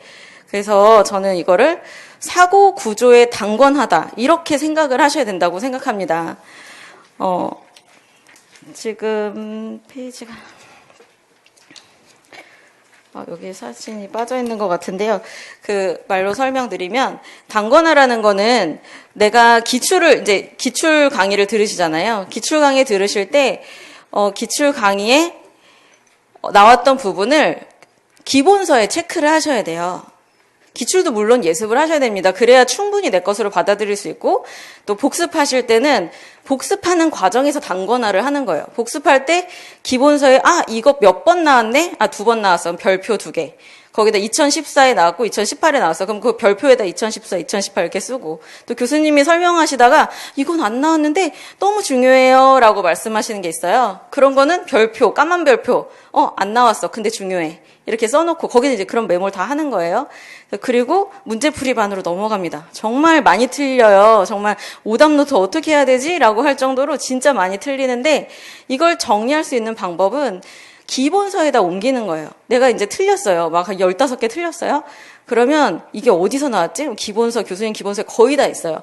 거기에 있는 거를 밑줄을 긋고 이걸 답으로 하셨네? 이걸 힌트라고 생각하셨구나. 그걸 이제 표시를 하는 거예요. 다른 색깔 펜으로. 그리고 내가 여기서 틀렸어. 그러면 뭐라고 틀렸는지 옆에 빨간색으로 좀 적어놓고 하는 방법으로 누적식으로 그걸 필기를 쌓아가시다 보면 이게 단권화가 자연스럽게 됩니다. 그러니까 복습하시는 과정에서 이제 내 책을 단권화한다, 기본서를 단권화한다라는 마음으로 필기를 잘 하시면 좋을 것 같고요. 또 반복하실 때 제가 좀 안타까웠던 게, 회독하신다고 처음부터 끝까지 2번 해갖고 이제 바를 정자를 쓰시는 분들이 있어요. 근데 사실 처음부터 끝까지 보고 다시 앞으로 가면 생각이 하나도 안 나요. 조금 보고 다시 뒤에 봤다 또 다시 앞으로 가서 또 조금 보고, 이런 식으로 누적식으로 반복하시는 걸 추천드리고, 또 반복해서 보실 때도 방법이, 저 같은 경우에는 이제 형광펜 공부법도 했었고, 괄호치기도 했었고, 이런 식으로 기본서에 큰 제목이 있고 소제목이 있으면 큰 제목은 핑크색 형광펜, 뭐 소제목은 뭐 야광 형광펜, 뭐 이런 식으로 형광펜으로 표시를 했었고, 또 두 번째 읽을 때는 나 키워드에다 괄호 쳐야지 이러면서 이제 괄호 치기도 했었고, 또 세 번째 볼 때는 또 이제 다른 방법으로 이런 식으로 이제 그건 제가 여기 178쪽에 목차 쓰기, 줄글 읽으며 키워드 찾기, 동그라미로 이렇게 표시된 부분 있죠? 거기다가 이제 제가 했던 예시를 몇 가지 적어 놨는데요. 제 책은 정말 새카매요. 빨갛고 파랗고 새카맣고 뭐가 덕지덕지 붙어 있고 얼마나 뿌듯한지 몰라요. 정말 여러분들도 필기를 막 가득가득 하시면 그 당시에는 손이 부러질 것 같고 막 파스 붙여야 되고 하지만 이게 나중에 이제 시험 직전에 내가 이걸 볼 때 아까 말했던 뭐 삐아제가 여기서 의사소통에서 나오기도 하지만 사회관계에서 나오기도 하고 과학에서 나오기도 하고 다 연결돼 있잖아요. 그런 것들이 머릿속에서 구조화되고 이제 머릿속에 단권화가 된다, 사고의 단권화가 된다 이렇게 생각하시면 좋을 것 같아요. 그게 이제 회독법을 하시면서도 내 머릿속을 구조화시킨다라는 관점으로 회독을 하시는 것을 추천드립니다. 그리고 인출은 백지 쓰기 워낙 강조하시니까 그거는 아까 앞에서도 많이 들으셨겠지만 백지 쓰기 할 때 제일 중요한 거는 1시간 내내 백지 쓰기라는 게 아니에요. 그거는 깜지라고 하죠. 깜지랑 백지는 완전 다른 개념이에요. 백지 쓰기는 그냥 내가 이걸 봤으면 그 옆에다가 종이를 펼쳐놓고 한 1분, 5분 그동안 그냥 막 써보는 거예요. 그냥 아무렇게나. 예쁘게 쓰는 것도 아니고 그냥 생각나는 단어, 글자 막 이렇게 해서 키워드부터 연습을 해보시고, 근데 그게 생각이 문장으로 날 때도 있지만 진짜 안 날 때도 있어요. 그럴 때는 1분이 지났어요. 그럼 거기를 빨리 다시 펴야 돼요. 다시 피고 거기 있는 거를 이제 이쪽으로 옮기시고 하는 방법으로 하는 걸 추천드리고, 구슬은 이제 말로 하는 아웃풋이잖아요. 저희 시험은 사실 아웃풋 연습이 되게 중요해요. 주관식 시험이기 때문에 글로 써야 되고 또 면접을 보면 또 말로 해야 되고 이런 연습이 많이 필요한데 이게 처음에만 어렵지만 하다 보면 정말 재밌어요. 그래서 저는 핸드폰에 녹음을 엄청 많이 했어요. 제가 이제 책을 펴고 설명을 하는 거죠. 저에게.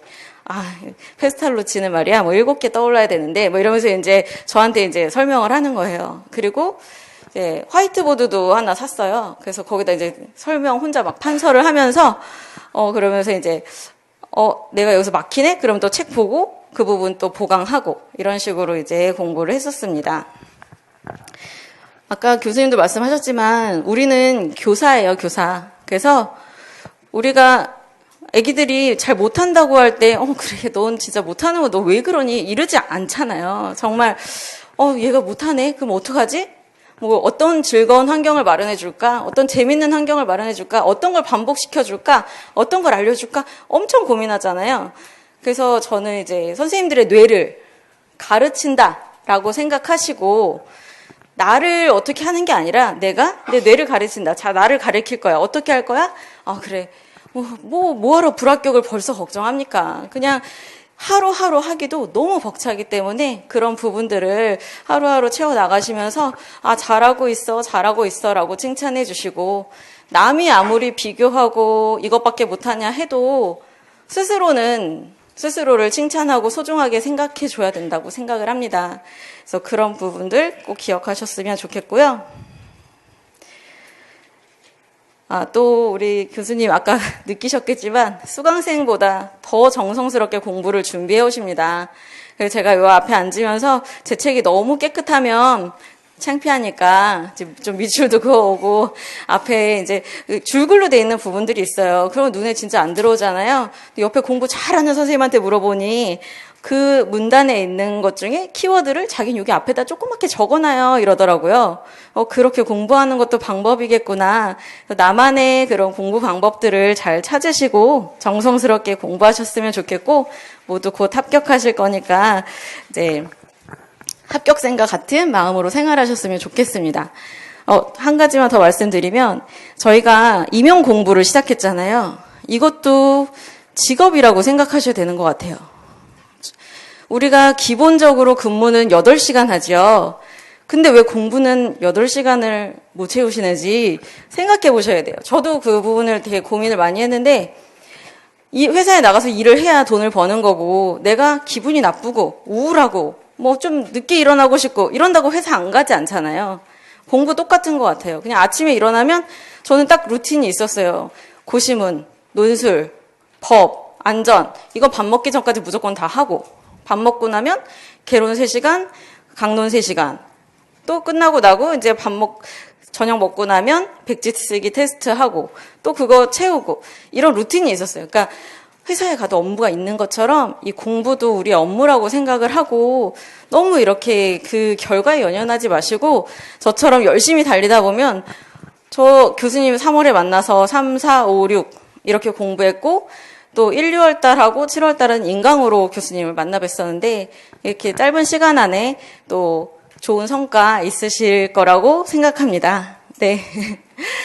도움이 되셨을지 모르겠지만, 지금의 나는 사실 과거에 내가 했던 행동과 습관이 만든 나라고 생각을 합니다. 그럼 앞으로의 나는 사실 무궁무진하게 변할 수 있는 거예요. 저도 마찬가지고 여러 선생님들도 내가 만들고 싶은 나를 만들기 위해 노력하시는 선생님들 되셨으면 좋겠습니다. 들어주셔서 감사합니다.